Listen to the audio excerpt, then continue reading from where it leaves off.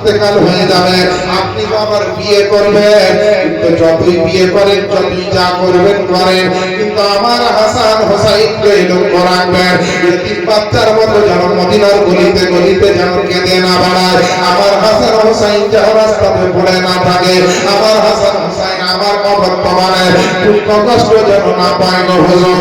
আমার হাসান হোসাইন আপনারা কাছের চাঁদের মতো সন্তান, আমার কলেজের টুকরো দুই নয়নের তারাকে আপনি একটু দেখবেন, মহব্বত করবেন। আলী আপনার থাকতে পারে না, আলী সহ্য করতে পারে না, কারণ আলীর সঙ্গে ফাতেমার জুড়ি খানায় আপনি একটা জুড়ি ছিল।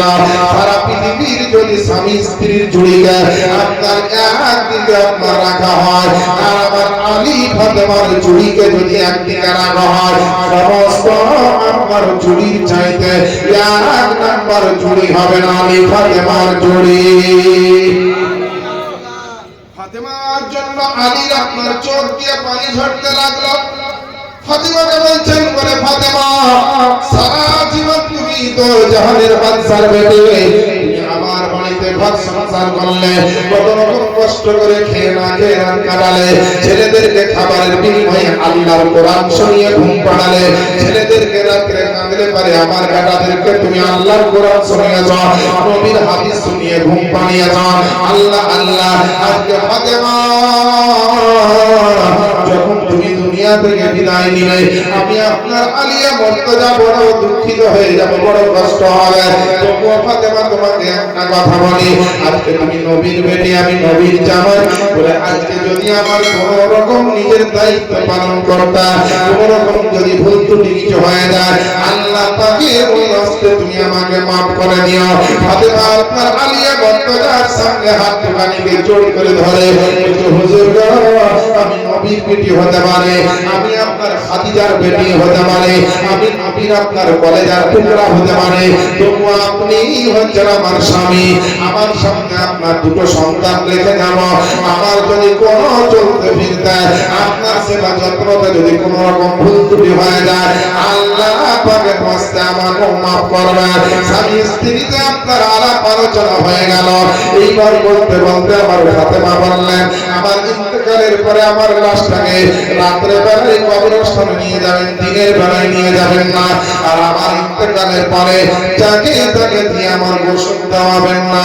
আমার আবু বকরের স্ত্রী, যার নাম হচ্ছে আসমা বিনতে উমাইস, তাকে ডেকে আমাকে একটু গোসল দেওয়াবেন।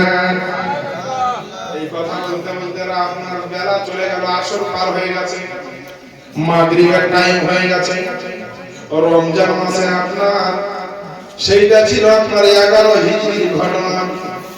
মা ফাতেমা 11 হিজরিতে নবীর ইন্তেকালের মোটামুটি 6 মাস পরে বিশ্ব নবীর বেটি আপনার ঘরের ভিতরে প্রবেশ করেছেন। ঘরে প্রবেশ করে রমজান মাসে রোজা অবস্থাতে ইফতার করার টাইমটা যখনই হয়ে যায়, আমার মা ফাতেমা রোজার ইফতারটা করার পরে আপনার একটা সাজদায় পড়ে গিয়ে আল্লাহ পাকের দরবারে কাঁদছেন, আল্লাহ গো, আমি নবীর বিবি আলীর বিবি, আমি হাসান হুসাইনের মা জননী, আমি জগৎ ছাড়বো, আমার টাইম হয়ে গেছে। রব্বুল আলামিন আমার জানা অজানা সাগীরা কাবীরা সমস্ত গুনাহ খাতাকে আল্লাহ মাফ করে দাও।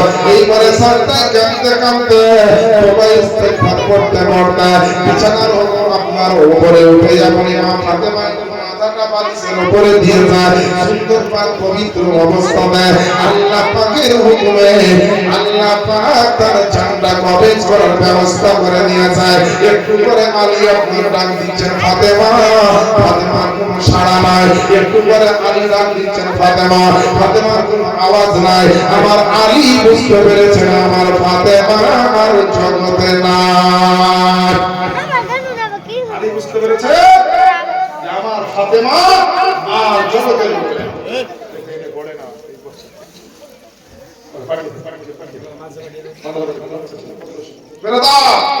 আমার মায়েরা বান্দিরা কেউ ভুলাভুলি করলে খুব ভয় একটা জায়গায় দিনাজপুর আপনার হেমতাবা, যার সাইড একটা দিকে সামনে দিয়ে প্রধান ওয়াজ চলছে, জওয়ান ছেলে খুব ঢুলছে, আমার ঢুলছি ঝুলকি তো কিলাকিলি করেছি। কিলাকিলি মানে জালসা শরীরে শুধু যেমন রাত 12টা বাজে একটা বুড়া লোক ভালোটা বলতে শুয়ে পড়ছে জোয়ান ছেলেটা উঠছে বুড়া লোক সুদের দোষ না হয় কারণ জোয়ান ছেলে সুদের আমার অবশ্যই। আর শীতের সময় যেমনি দেখবেন এমনি সবাই গা হাত দিয়ে চুলকাই বেশি সাবানের কাগজ তেল না মাখেন তো আপনার গা চুলকাবে খসখস করবে চুলকাবে সুরসুর করবে। বাবা কি হয়েছে জোয়ান ছেলে আর কি বলছে বুড়া লোক এক জায়গায় শুয়ে গেছে এবার বুড়া কিন্তু পিঠ চুলকাচ্ছে ওই রাতে বুড়া লোক ঘুমের ঘরে এত ঘুম ধরে যে ঘুমের ঘরে এবার চুলকার নিজের পিঠ বাদ দেওয়ার পাশে যে 22 বছরের জোয়ানটা শুয়ে আছে ওর পিঠ চুলকাচ্ছে ওর পিঠ চুলকায় তারা ঘুম ধরেছে। আচ্ছা আমার পিঠ যদি চুলকায় না আমি যদি আপনার পিঠ চুলকায় তো চুলকানিটা আমার মরবে চুলকার স্বাদ পাবো আমি এ কিন্তু বুড়া লোক চুলকি যায় না কিন্তু আমার চুলকানি মিটে না বুড়া নিজের যে চুলকাছে জওয়ান ছেলে আর জওয়ান ছেলে হচ্ছে আচ্ছা লোক বুড়া ও নিজের পিঠ চুলকা বাদ দিয়ে আমার পিঠ থেকে চুলকাছে ভাই কিছু বুঝতে পারে না জালসার ব্যাপার বহু লোক আছে এই করতে বুড়া কিন্তু মানুষ দেখে একটু রাগি বেশি। এখন যদি রাস্তাতে কোনো ভালো একটা বয়স্ক মানুষ আছে ওকে যদি একবার বলেন যে মুরব্বি তাহলে করে আর দেখে দেবে না মানে মুরব্বি ভাইরাল হয়ে আছে আমিও জানতাম এই কিছুদিন আগে জানি না যে বুড়া লোকের রাগ বেশি এ আজ্ঞা করেছে কি যার কতক্ষণ চুলকা পরে ঘর রাতে মিটি হয়ে গেল ঘুমাবো না চুলকা ওদের রাগে একটু জোরে চুলকে দিয়েছে আর যেমন জোরে চুলকা জওয়ান 22 বছরের পাতলা চামড়া আর গায়ের চিকন চামড়া জওয়ান ছেলে বুড়ার মতন তো আপনার খদরা কম্বলের মতন পিঠ নাই না এত চিকন পিঠ একবারে বুড়া জানুনি দিয়েছে বুঝলেন 80 বছরের বুড়ার একবারে খুব শক্ত লোহার মতো রডের মতো কুনি নয় একবারে হবি তো হকি একবারে জওয়ান ছেলের পিঠটা একটু ছিঁড়ে মানে চিড়ে গেছে নকে চিড়ে গেছে পিঠ যদি চিড়ে তো জ্বলবে না কঠিন জ্বলে উঠেছে তখন জওয়ান ছেলে উঠে ব্যাপারটা খুব খারাপ বুড়া তো নিয়ে ভালো নাই ও ঘুমাবে কিন্তু আমাকে ঘুমাতে দিবে না আমি যতক্ষণ না ছিলাম ততক্ষণ চুলকা পিঠটা পেড়ে পুড়ে একাকার করলো তারপরে জওয়ান ছেলে আর তাড়াম করে রাগ উঠে গেছে তারপরে বুড়া গলা ধরে দু ফুস তোর বাপের বয়সের লোক আমাকে মানছিস না মারবো পিঠটা দেখো তো কেন তোর পিঠে কি হয়েছে পিঠটা দেখলে পরে পিঠে পুড়ে একাকার রক্ত বাড়াচ্ছে তখন বুড়া দুঃখ করে বলছে ওরে বাবা এর লোকের 1.5 ঘন্টা ধরে চুলকা সাপ পেয়ে না তো বাবা যদি ভুলেন যে ঘুমাঘুমি করেন তো সাপ তো পাবেন না মিডিল আবার চিরাপিলি ঘোষাঘুষিও হইতে পারে এর জন্য বলছে ঘুমায়েন না ভুলিয়েন না আপনারা জেগে আছেন না কোনো এই জগৎ থেকে মেরাজ করে কোন দিকে চলে গেলেন জোরে বলেন তো সুবহানাল্লাহ আমি কি জোরে বলেন সুবহানাল্লাহ আমি দয়ার নবী প্রেমের ছবি তিনি তোমাদের সাহারা তিনি তোমাদের সাহারা তাছাড়া হর নমসে আজম দিচ্ছেন মোদের পাহারা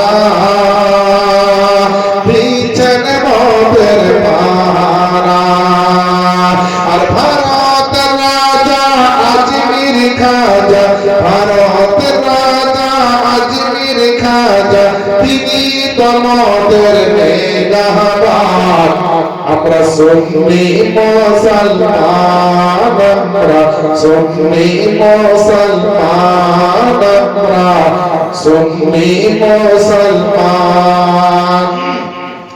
প্রয়োজন হলে নবীর প্রেমে প্রয়োজন হলে নবীর প্রেমে দিব আমাদের জান আমরা সুন্নি মুসলমান আমরা সুন্নি মুসলমান আমরা সুন্নি মুসলমান বেরাদার আমার বাপজিরা ভাইরা আল্লাহ পাকের নবীর বিনে ইন্তেকাল হয়েছে মা ফাতেমার ইন্তেকাল হয়ে গেল হযরত আলী আমার কথা জানতে পেরেছে যেমনি আপনারা ফাতেমা করে আওয়াজ দেয় যখন শব্দ পাওয়া যায় না। আলী বুঝে নিয়েছেন আমার বিবি ফাতেমার জগতের বুকে নাই। আল্লাহ আল্লাহ, হযরত ইমাম হাসান হোসেন সেই সময় মাত্র 6-7 বছরের করে আপনার বাচ্চা, ওনার বাচ্চা হলে বড় খুব সাচ্চা ছিল, বড় আপনার টেকনিক্যাল বুদ্ধি ছিল। কারণ নবীর ধারণা তারা কখনো বোকা হবে না, নবীর ধারণা তারা কম জ্ঞানের হবে না। আল্লাহ পাক নবীর ধারণাকে সেরকম শক্তি ক্ষমতা আল্লাহ পাক দিয়েছে। আল্লাহ পাকের নবীর নামাজা দুই ভাই বলছে, বাবা আমার মাকে যদি আপনি একবার ডাকবেন, আমার মা এক ডাকে লাপাই করে আপনার সামনে হাজির হয়ে যায়। আমার মা নবীর ভেটে আপনার সামনে কোনোদিন বেয়াদবি করে না। আজকে আমার মা জননীকে আপনি বারবার ডাকছেন, কিন্তু আমার মা কেমন সাড়া দেয় না। আল্লাহ আল্লাহ, হযরত ইমাম হাসান কারিগরের কথা শুনে, হাসান হোসেনের কথা শুনে আপনার আলী বলছেন, বেটা তোমার মা মনে হয় ঘুমিয়ে গেছে। মানে বলছেন না যে তোমার মা ইন্তেকাল করেছে, কারণ বাচ্চা ছেলে মায়ের জন্য কাঁদবে, বাচ্চা ছেলে মায়ের জন্য চিৎকার করে আওয়াজ দিবে। তাই আপনার আলী মন্তজা বলছেন, বলে বেটা রে তোমার মা মনে হয় ঘুমিয়ে গিয়েছে, তোমার মা আমার ডাক মনে হয় শুনতে পাচ্ছে না। ঘরের ভিতরে আপনার ঢুকলেন আলী মন্তজা, পিছন পিছন ঢুকলেন হযরত ইমাম হাসান হোসেন রাদিয়াল্লাহু তাআলা আনহুমা। দুই ভাই আপনার ঢোকার পরে মায়ের পায়ের দিকে নিয়ে বলছে, মা জননী আপনাকে আব্বা যে ডাকে, আপনি কেন আব্বার ডাকে সাড়া দিচ্ছেন না? যেখানে আপনার হাসান হোসেনের জন্য যতক্ষণ পর্যন্ত তাদেরকে আরাম আয়েশ না করাতে ফাতেমা কখনো বিছানায় ঘুমাতেন না, শুতেন না। ওই ফাতেমা রাদিয়াল্লাহু তাআলা আনহাকে আপনার এত আওয়াজ দিচ্ছে কিন্তু আওয়াজ শুনতে পায় না, আওয়াজে কোনো সাড়া দেয় না। আমার হাসান হোসেন বলছেন, আব্বা জান যে ফাতেমা আমার মা জননী আমাদেরকে কোনদিন মা বলে একবার ডাকলে দুইবার বেটা বলে আমাদেরকে গ্রহণ করে, এই মা জননী আজকে কথা কেন বলে না? আলী মর্তজা জবাব দিতে পারছেন না, জবাব দিতে পারছেন না। আলী কিন্তু কলেজাটা আপনার চুরমার হতে আরম্ভ হয়ে যায়, আলীর বুকখানা যেন ফাটতে আরম্ভ করে যায়। এই ছোট ছোট চাঁদের মতো চেহারাওয়ালা আমার হাসান হোসেনকে কি করে বলবো, বেটা তোমার মা জননী আজকে ইন্তেকাল করেছে। মা ফাতেমাকে মা মা করে আওয়াজ দেয়, ফাতেমার কোনো আওয়াজ নাই, ফাতেমার কোনো চালা শব্দ কিছুই পাওয়া যায় না। ফাতেমার জন্য আপনার মা মা করে কাঁদে, বলে মা তুমি কেমন করে ঘুমিয়েছো গো মা জননী? আমি হাসান হোসেন আমরা ডাকি কেন সাড়া দাও না? আমাদেরকে না ঘুমিয়ে তুমি তো কোনোদিন ঘুমাও না, আমাদেরকে না খাইয়ে তো তুমি কোনোদিন খাও না, আমাদেরকে গোসল না দিয়ে তুমি তো গোসল করো না গো মা, তুমি এত মহব্বত করো ও মা ফাতেমা, ও আমার মা জননী আপনি কিসের জন্য বেটাদের সঙ্গে কথা বলছেন না? হাসান হোসেনের সঙ্গে কেন কথা বলছেন না? আলী মর্তজা থামতে পারলেন না, দুই সন্তানকে সিনার সঙ্গে জড়িয়ে ধরে আওয়াজ দিয়ে বলল, বলে বেটা হাসান হোসেন শোনো রে শোনো, তোমার মা জননী আর জগতের বুকে নাই, আল্লাহ পাকের ডাকে সাড়া দিয়ে ঘুমিয়ে গিয়েছে। এই ঘুম কোনদিন আর ভাঙবে না যতক্ষণ পর্যন্ত হাসর হবে না। আজকে আর ডাকবে না, আজকে আর জাগবে না, আজকে যতই ডাকে তোমার মা সাড়া দিবে না। হাসান হোসেন ছোট্ট বাচ্চা হলে তাদের জ্ঞান বুদ্ধি কিন্তু বড়দের মতো ছিল, এটা নবীর ধারণা তাদের একটা বিরাট বড় বৈশিষ্ট্য ছিল। ফাতেমার ব্যাপারটা হাসান হোসেন বুঝে নিয়েছেন, বুঝে নিয়েছেন। ফাতেমার সামনে হযরতে ইমাম হাসান হোসেন এক পা খানা আপনার হাসান ধরেছে, আর একখানা মা ফাতেমার পা মুবারক কদম মুবারকটা আপনার হোসেন ধরে কেঁদে কেঁদে বলছেন, মা জননী ইতিপূর্বে আমাদেরকে আদর করার জন্য আমার নানা ছিলেন, আমার নানা চলে গিয়েছেন, আদর আর পায় না, আপনার কাছে যে আদরটা পেয়েছে না, আপনিও মা জননী আমাদেরকে ছেড়ে চলে গেলেন আপনার আব্বার কাছে, আমার নানার কাছে তো আপনি চলে গেলেন, আপনার নানির কাছে তো আপনি বাপ্পার কাছে চলে গেলেন। আমার মা জননী হাসান হোসেন আজকে কাকে মা বলে ডাকবে, কাকে মা জননী বলে ডাকবে। হাসান হোসেন তোমার বেটা আজকে পায়ের তলায় পড়ে পড়ে তোমাকে আজকে মা মা করে ডাকে। একবার কথা বলো রে মা জননী, একবার কথা বলো গো মা জননী। আজকে তোমার বেটা হাসান হোসেনকে কে গোসল দিবে, তোমার বেটা হোসেনকে কে তেল মাখিয়ে দিবে। রাত্রে যখন ঘুম ধরবে না গো মা, আমাদেরকে কোরআনের আয়াতকে পড়ে পড়ে ঘুম পাড়াবে। মাঝরাত্রি বেলায় যখন ভয় লাগবে, আল্লাহর নবীর হাদিসকে আমাদেরকে শোনাবে। মা জননী আপনি একটু জেগে ওঠেন না গো মা জননী, জাগেন না। আলী আপনার তাদের মাথায় হাত বুলিয়ে যে বেটা রে, আল্লাহ পাকের নবী মুস্তাফার বেটি তোমাদের মা জননী তার আব্বাকে দেখা করার জন্য সফর শুরু করে দিয়েছে। তোমার মা জননী আর জাগবে না। সুবহানাল্লাহ বলেন। ইমাম হাসান হোসেন 6-7 বছরের বাচ্চা, একজন 3 হিজরিতে, একজন 4 হিজরিতে জন্মগ্রহণ করেছেন। 11 হিজরিতে মা ফাতেমা ইন্তেকাল। 11 থেকে 4 বাদ দিলে 7, আর 11 থেকে 3 বাদ দিলে থাকে 8। হিসাব মতো একজন 3 বছর, একজন 7 বছর, একজন 8 বছরের বাচ্চা হবে, এরকমই কম বেশি। দুই ভাইয়ের কান্না দেখে আলিয়া বললেন যখন আপনার আওয়াজ দিয়ে আপনার জানালে নবীর বিবি ফাতেমার জগতের বুকে নাই। সমস্ত আত্মীয় স্বজন করতে করতে আসতে লাগলো। আর সকলে আসার পরে মা ফাতেমার ব্যাপারটা জানলো। আমার হাসান হোসেনের দিকে যে তাকায় তার কলেজা ফেটে যায়। আরে ছোট্ট ছোট্ট বাচ্চাকে রেখে আপনার মা জননী মরে গেলে, মা জননী চলে গেলে, এই বাচ্চাদের মনে কত দুঃখ হয়। আপনার দুনিয়ার বাজারে কোন গ্রামে আপনি দেখবেন যদি কোনো বাচ্চা ছেলেকে রেখে দিয়ে মা মরে যায়, ওই বাচ্চাটা যখন মা মা করে কান্না করে, মনে রাখবেন বেরাদার, মা হারা বাচ্চার কান্নার আওয়াজের আওয়াজ খানা, কান্নার আওয়াজ খানা দুনিয়ার জমিন থেকে আমার আল্লাহ পাকের আরশে মুআল্লার পায়াতে গিয়ে যেন আপনার টর্কর মারে। জোরে বলেন সুবহানাল্লাহ। মুসলমান ভক্তিরা ভাইরা, হাসান হোসেনের দিকে আপনার তাকিয়ে আবু বকর থামতে পারে না, হযরত উমর থামতে পারে না, হযরত উসমান গানি থামতে পারেন না, রুকাইয়া আপনার থামতে পারে না। আল্লাহ আল্লাহ, আমার ফাতেমা আপনার চলে গেলেন, ফাতেমার জন্য কাঁদছে। হাসান হোসেন আপনার মা হারা হয়ে গেল, হাসান হোসেন আপনার মাকে হারিয়ে ফেলল। সবাই আসে আর হাসানের হোসেনের কপালে আপনার যেন হাত লাগায়, মাথাতে যেন হাত বোলায়। রাতের অন্ধকারে আপনার আসমা বিনতে উমাইয়া, হযরত আবু বকর সিদ্দিকের আপনার স্ত্রী আসার পরে মা ফাতেমাকে একটা গোসল দিয়েছিলেন, সুন্দর করে কাফন দিয়েছিলেন।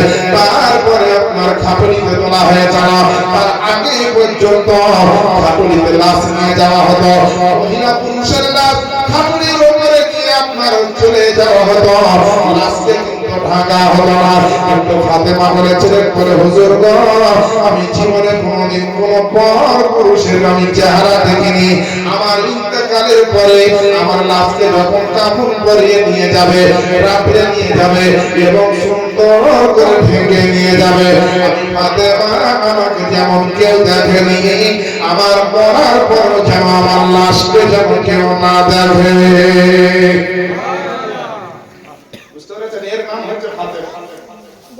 নবীর ফাতেমাকে জীবনে তো আপনার কাউকে দেখেননি, নিজের চেহারা নিজের শরীর কাউকে দেখাননি, তারপরে বলছে মরার পরে যেন আমার লাশকে যেন কেউ না দেখে কোনো পরপুরুষ।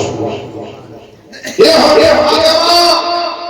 আজ দুনিয়ার বুকে অনেক ফাতেমা আছে মহিলাদের, গোটা এলাকায় যে এলাকায় খুঁজবেন ফাতেমা 2-4টা পাবেন। খাদিজা পাবেন, আয়েশা পাবেন, জয়নাব পাবেন, আমেনা পাবেন, মারিয়াম পাবেন, ভালো ভালো মহিলাদের নাম পাবেন। ফাতেমা নামটা বিশেষ করে পাবেন। ফাতেমার নাম অনেকে পাবেন, কিন্তু নবীর বিটি ফাতেমার সঙ্গে আপনার বিটি ফাতেমার কিন্তু কোনো মিল নেই। নবীর বিটি ফাতেমা আসমা, আপনার বেটি জমিনে নয়, 7 তরফ জমিনের পরে ওই জাহান্নামে। বলবেন কেন? মা ফাতেমা জীবনে 5 ওয়াক্তের নামাজ, তো 5 ওয়াক্তের নামাজ জীবনে জিন্দেগিতে তিনি তাহাজ্জুদের নামাজ পর্যন্ত কাজা করতেন। যে ফাতেমার হাতে থাকতো বড় বড় তাসবিহ রাত্রি বেলায়, আর আপনার বেটি আমাদের বেটি যার নাম ফাতেমা, তার হাতে তসবিহ থাকে না, ভালো ভালো দামি দামি মোবাইল। ফাতেমা রাত্রে সাজদায় মাথা নিচু করে রাত কাটিয়ে দিয়েছে আল্লাহর প্রেমে। আর আমাদের যুগের যারা বেটি ফাতেমা, তারা ফেসবুক আর মেসেঞ্জারে চ্যাট করতে করতে গোটা রাত পার করে দেয়। কথাগুলো হক কথা বলছে, শুনতে কাউকে খারাপ লাগবে, যারা করে তারাকে খারাপ লাগবে, যারা করে না তারা ভাববে যে কথাগুলো ঠিক। মা ফাতেমা যখন মদিনার মানুষ নিদ্রার করে অচেতন হয়ে যেত, মানে সবাই ঘুমিয়ে যেতেন, তো মা ফাতেমাটা জায়নামাজ বিছিয়ে দিয়ে বসতেন। আর আপনার আমার ঘরের ফাতেমা যারা, তারা সব কাজ শেষ করে খাটের উপরে ট্যাঙের উপর ট্যাং তুলে, পায়ের উপর পা তুলে সুন্দর করে বসে একদম এলসিডিটা দিলে দিলে। আবার বাংলা বই দেখে না, বলছে হিন্দিতে, যে কেন তো বাংলা বইয়ে মারপিট ঘুষাঘুষি কম, হিন্দিতে মারপিট বেশি। বাংলা গানে বাজনা কম, হিন্দি গানে বাজনা বেশি। কি ফাতেমার আপনার ডিফারেন্স বুঝে? আপনার আমার বেটি ফাতেমা, বাপ মা ডানে বললে বামে যায়, আর নবীর বেটি ফাতেমা বাপের কথা তো বাপের কথা, একজন স্বামীর কথা এক চুল পরিমাণ এদিক ওদিক করেননি, তার নাম হচ্ছে নবীর বেটি ফাতেমা। এবারে শরীয়তের তাহারা, শরীয়তের মুতাহারা, শরীয়তের সমস্ত আইন কানুনকে মেনে জিকির আজকার করে আল্লাহ রাসূলের মহব্বত নিয়ে ফাতেমা এমন করে জিন্দেগি গুজরে নিয়েছে। দুনিয়াতে তিনি জানতে পেরেছেন যে জান্নাতি তো হবো, তার সঙ্গে সমস্ত জান্নাতি মহিলাদের আমি সর্দারনি হব। কিন্তু আপনার বেটির নাম ফাতেমার মহব্বতে, আয়েশার মহব্বতে নাম রেখেছেন আয়েশা, আপনার বেটির নাম রেখেছেন ফাতেমা। কারো স্ত্রীর নাম ফাতেমা, কারো মায়ের নাম ফাতেমা, কারো বিবির নাম ফাতেমা। কিন্তু আপনার বিবি, আপনার বাড়ির ফাতেমা জিন্দেগিতে শরীয়তের সও জানে না, হাদিসের হও জানে না, কোরআনের হও জানে না, নবীর শরীয়ত বুঝে না, পাক পবিত্র বুঝে না, নাপাক থেকে কি করে গোসল করতে হবে জানে না, ওযু করা জানে না, নামাজ জানে না, কোরআনের তেলাওয়াত জানে না। শুধু দুনিয়ার ফ্যাশন করতে করতে জিন্দেগি কাটিয়ে দিল। মরার পরে কাল হাসরের ময়দানে দেখবেন সোজা জাহান্নামে তার ঠিকানা। শুধু নাম রাখলেই হবে ফাতেমা? হ্যাঁ, আমি যদি এখন নুনের বস্তাতে যে একটা কলম দিয়ে রেখে দিই চিনির বস্তা, তো নুনটা কি মিষ্টি হয়ে যাবে? হ্যাঁ, হবে না। বস্তাতে চিনি থাকতে হবে, তাহলে চিনি মিষ্টি চিনি পাবে। আর বস্তাতে যদি আপনার চিনি ভরা থাকার উপরে বদমাইশি করে রাখে যে লবণ, তো চিনি কি লবণ হয়ে যাবে? হবে না। চিনি চিনি থাকি। তেমন সোনা সোনাই থাকবে। সোনাকে যদি কেউ হিংসা করে বদমাইশি করে বলে যে এটা সোনা নাই লোহা, শুনতে খারাপ লাগবে, কিন্তু সোনা সোনাই থাকবে, লোহা হবে না। আর লোহাকে থাকে জবরদস্তি বলে এটা সোনা, তো লোহাও কিন্তু সোনা হবে না। বেরাতের ইসলাম আজি জানে মহতারাম, আমি বলতে চাই মা ফাতেমার খাটের উপরে লাশকে তোলা হলো। হযরত আলী মুর্তজা চোখের পানি ঝরিয়ে কাঁদছে, আবু বকর চোখের পানি ঝরিয়ে কাঁদছে, ইমাম হাসানাইন কারিমাইন হযরত ইমাম হাসান হোসেন মায়ের পায়ের দিকে দাঁড়িয়ে আপনার ফাটিয়ে কান্না করে বলছে, মা তুমি আমাদেরকে রেখে কোথায় চলে যাচ্ছ? কাকে মা বলে ডাকবো? কে আমাদের যত্ন করবে? কে আমাদের সেবা যত্ন করবে? কে আমাদেরকে খাবার তৈরি করে দিবে? বলো মা জননী ফাতেমা, আমাদেরকে রেখে যেও না মা, আমাদেরকে একটু কথা বলে, একবার বেটা বলে আদর করো। এই বেটারা বলে এই বলে কান্না করছে হাসান হোসেন। সমস্ত এই সন্তানের কথা শুনে হাজিরানে মজলিসে যারা ছিলেন তাদের চোখ দিয়ে গাড় করে চোখের পানি ঝরছে। আমার বাচ্চারা ভাইরা, সারা জিন্দেগি যদি আপনি কাঁদেন, সারা জিন্দেগি যদি জায়নামাজে কাঁদেন, সারা জিন্দেগি যদি আল্লাহর সাজদায় কাঁদেন, সারা জিন্দেগির চোখের পানি কাঁদার পরে যদি এক জায়গায় বলেন, আমার ইমাম হোসেনের চোখের এক ফোঁটা পানির দাম দিতে পারবেন না, হোসেনের এক ফোঁটা চোখের পানির দাম দিতে পারবেন না। আজকে হাসান হোসেন কাঁদছে, আলী কাঁদছেন, আপনার আবু বকর ওসমান গানিরা কান্না করছেন, বড় বড় আশিকে রাসূল, নবী গোলাম সাহাবায়ে রাসূল, খোলাফায়ে রাশিদিনরা কান্না করেন। আজ আপনাদের বলতে চাই, একজন নবীর আশিককে, একজন নবীর দিওয়ানাকে, একজন নবীর মাস্তানাকে বলতে চাই যে হাসান হোসেনের চোখের পানির ওসিলা নিয়ে, পাক পাঞ্জাবের চোখের পানির ওসিলা নিয়ে দোয়া করব। মা ফাতেমার লাশকে সামনে রাখা হয়েছে, দোয়া করা হবে বেরাদার। একজন ব্যক্তি ওই পাক পাঞ্জাবের মহব্বতে, একটা লোক আছে মাত্র 2000 টাকা দিতে পারবে। হাসান আর হোসেন দুই ভাইয়ের নামে 2000 টাকা। একটা লোককে বলতে চাই, আপনার জন্য খাস করে একটু দোয়া করবো, হাসান হোসেনের চোখের পানির ওসিলা। একটা লোক নাই, কোন মা বোন নাই যে হাসান হোসেনের মহব্বতে আমি জান 2000 টাকা দিয়ে নগদ থাকে তো দিয়ে দেন, এনেছেন তো আলহামদুলিল্লাহ। আরে দিবেন তো ঈদগাহার জন্য, যেখানে আপনি যাবেন না কিন্তু আপনার বেটা, আপনার ভাই, আপনার স্বামী, আপনার বাপ, আপনার আত্মীয় স্বজন, বেটা ছেলেরা সবাই যাবে আল্লাহর জন্য নামাজ পড়তে।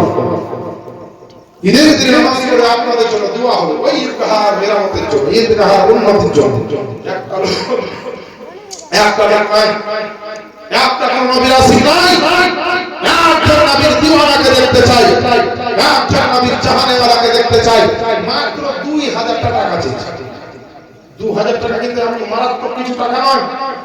একটা পেটের যদি ব্যথা হয় ডাক্তার বলে ইউএসজি করতে হবে, মানে পেটের ছবি, 2000 টাকা আপনার শেষ। অপারেশন হবে না, ওষুধ কিনা হবে না, খালি একটা ছবি তোলা হবে পেটে। তাও আপনার কালিয়াচক, মালদা বা বহরমপুরে হলে হবে। কলকাতা গেলে 2000 টাকা তো ছবি হবে। দিল্লি, চেন্নাই, বেঙ্গালুরুতে ডাক্তার দেখা যান 2000 টাকায় কিছু হবে না। আল্লাহ আপনাকে কত সুখে রেখেছে। 2000 টাকা দিলে সংসারে কোনো কমতি হবে না, অভাব হবে না। ভাবছেন 2000 দিয়ে দেবো, কমে যাবে না, কমবে না। আপনি দিবেন আল্লাহর জন্য, আপনার ঘরে আল্লাহ বরকত পাঠিয়ে দিবেন। সুবহানাল্লাহ বলেন। একটা নবীর আসিক নাই, একজন নবীর প্রেমিক, নবীর দিওয়ানা কেউ নাই।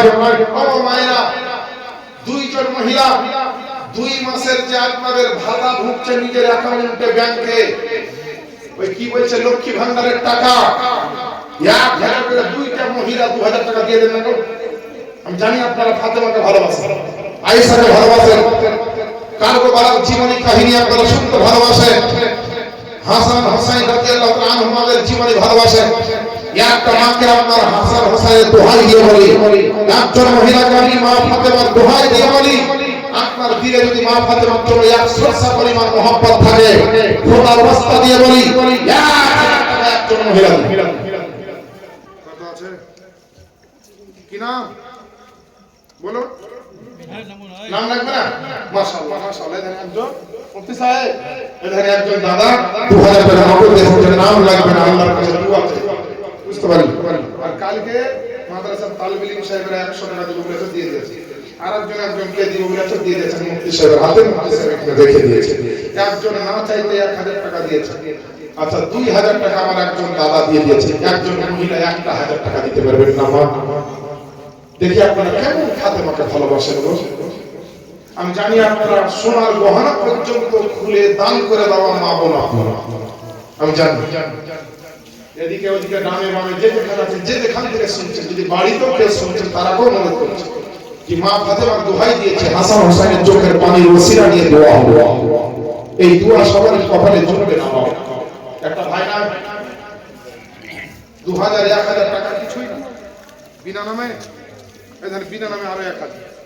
আল্লাহ যেন দানকে কবুল করেন এবং তার মনের আশাকে পূর্ণ করেন। আমিন ইয়া রাব্বাল আলামিন। ও মহিলা মা বোনেরা, একটা মা ফাতেমার ওসিলা নেওয়ার জন্য ফাতেমার দোহাই দিয়েছে, 1000 টাকা দিয়ে থাকো। গতকালকে তো আপনাদেরকে বলেছিলাম যে আপনারা টাকা পয়সা একটু নিয়ে আসার চেষ্টা করবেন, যদি না এনেছে তো মুফতি সাহেব আছে, একটু আঁচলের গিটটা খুলে দেখেন না কি আছে। টাকা কার আছে না আছে আল্লাহ দেখছেন, নবীও দেখছেন, এটা ভাবিয়ে। আমি জিয়াউল মুস্তাফা হয়তো জানি না যে কার কাছে টাকা আছে কার কাছে না, কিন্তু আল্লাহ তো দেখছেন। আপনার আল্লাহ রাসূলের মহব্বতে চাওয়া হচ্ছে, আপনি যদি না দেন তো আল্লাহর কাছে কি জবাব দিবেন হাসরের ময়দানে? একজন মহিলা নাই, একজন মা বোন নাই, ফাতেমার মহব্বতে হাসান হোসেন কান্না করছেন, তার মহব্বতে, তার চোখের পানির ওসিলাতে আপনার জন্য দোয়া করব। 1000 টাকা বাপ মার নামে দিয়ে দেন। আর বাপ মরেছে, মা মরেছে, আত্মীয় স্বজন মরেছে, কবরে কি অবস্থা আছে তার জন্য দোয়া করে দিন। একটা মা নাই, একটা মা বোন নাই। হায় হায় হায়, আরে মার যাবার পারে, আরে রাখবে না ঘরে, আরে গোসল করবে ঘরে রো বাহিরে, নিয়ে নবী গো কোলে তুলিয়া, নিয়ে নবী গো কোলে তুলিয়া, ইয়া রাসূলুল্লাহ ইয়া হাবিবাল্লাহ, ইয়া রাসূলুল্লাহ ইয়া হাবিবাল্লাহ। গজলটা পড়ে একটু দোয়া করব। আমার ইমাম হাসান হোসেনের চোখের পানি রোশনা নিয়ে মায়েরা বোনেরা কাঞ্জুসি করবেন না, ধন দৌলত সম্পদ সবকিছু আল্লাহ দুনিয়াতে পড়ে থাকবে, আপনি মরবেন চলে যাবেন, কেউ নিয়ে যায়নি কবরে, আবার আগামী দিনে কেউ নিয়ে যাবে না। একজন ভাই বেরাদার বাপজিরা ভাইরা সবাইকে অনুরোধ করছি, 1000 টাকা যদি মাগো আপনাদের বড় কষ্ট হয় তো একটা মহিলা মাত্র 500 টাকায় নবীর মোহাম্মদে হাসান হোসেনের চোখের পানি ওসিলা তার দান দেওয়ার জন্য একটু দেন না। 500 টাকা দিতে পারবেন না? যদি 500 টাকা দিতেন আপনাদের জানবো শ্রীরামপুরের মায়েদের কোনো পাওয়ারই এবারে পাওয়ার ফের মহিলা অন্য স্পর্ধে খুব বলবো সব জায়গায় টাকা দেয় এই কি বলছে শ্রীরামপুরের মায়েরা দেয়। হ্যাঁ এর আগে প্রচুর টাকা দিয়েছে গো, নিচে পড়াতে কম টাকা দিয়েছিল পয়সা দিনে মায়েরা প্রচুর দিয়েছিল মুক্তি সাহেব। হ্যাঁ নিচে পড়ার লোকের থেকে তো উপর পড়াতে যারা আছে তারা একটু এমনিতেই উপরে আসছে, দামও তো উপরে ভালো থাকবে।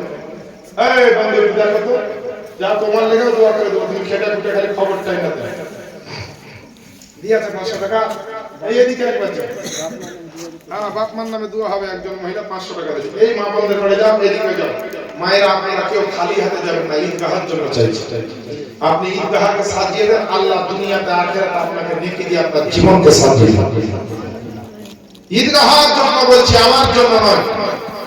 মায়েরা চুপ করে থাকবেন না, আল্লাহ পাক আপনাকে জবান দিয়েছে, যদি কমসে কম নগদ না দিতে পারেন তো কমসে কম বলেন যে কালকে দিয়ে দেবো, এসে আপনার কথাটা বলুন, আপনার নামে সুন্দর করে একটু দোয়া করে দেওয়া হবে।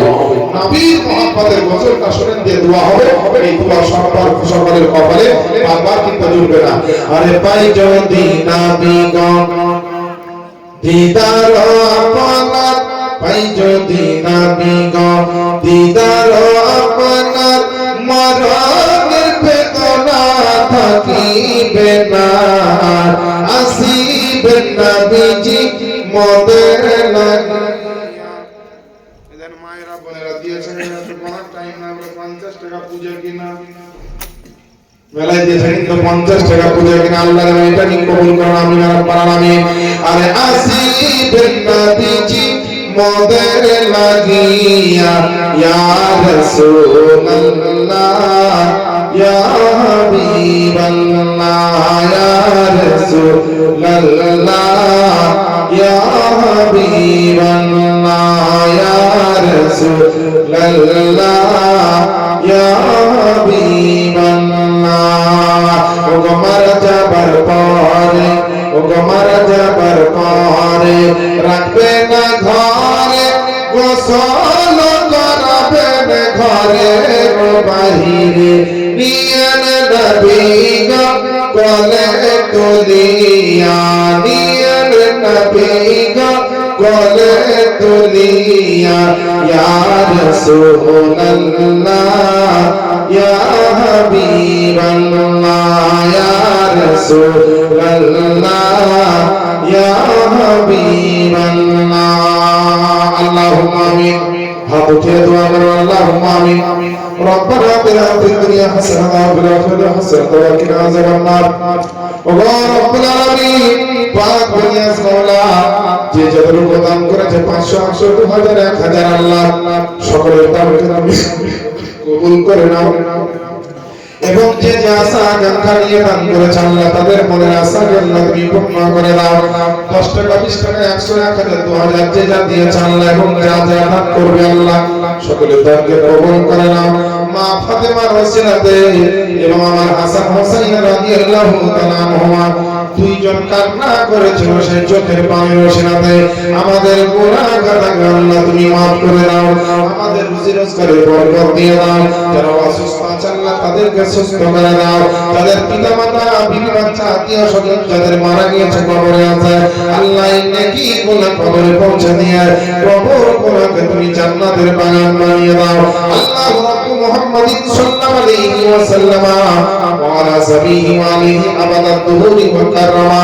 সুবহান রাব্বিকা রাব্বিল ইজ্জাতি আম্মা ইয়াসিফুন ওয়া সালামুন আলাল মুরসালিন ওয়াল হামদুলিল্লাহি রাব্বিল আলামিন। আমিন।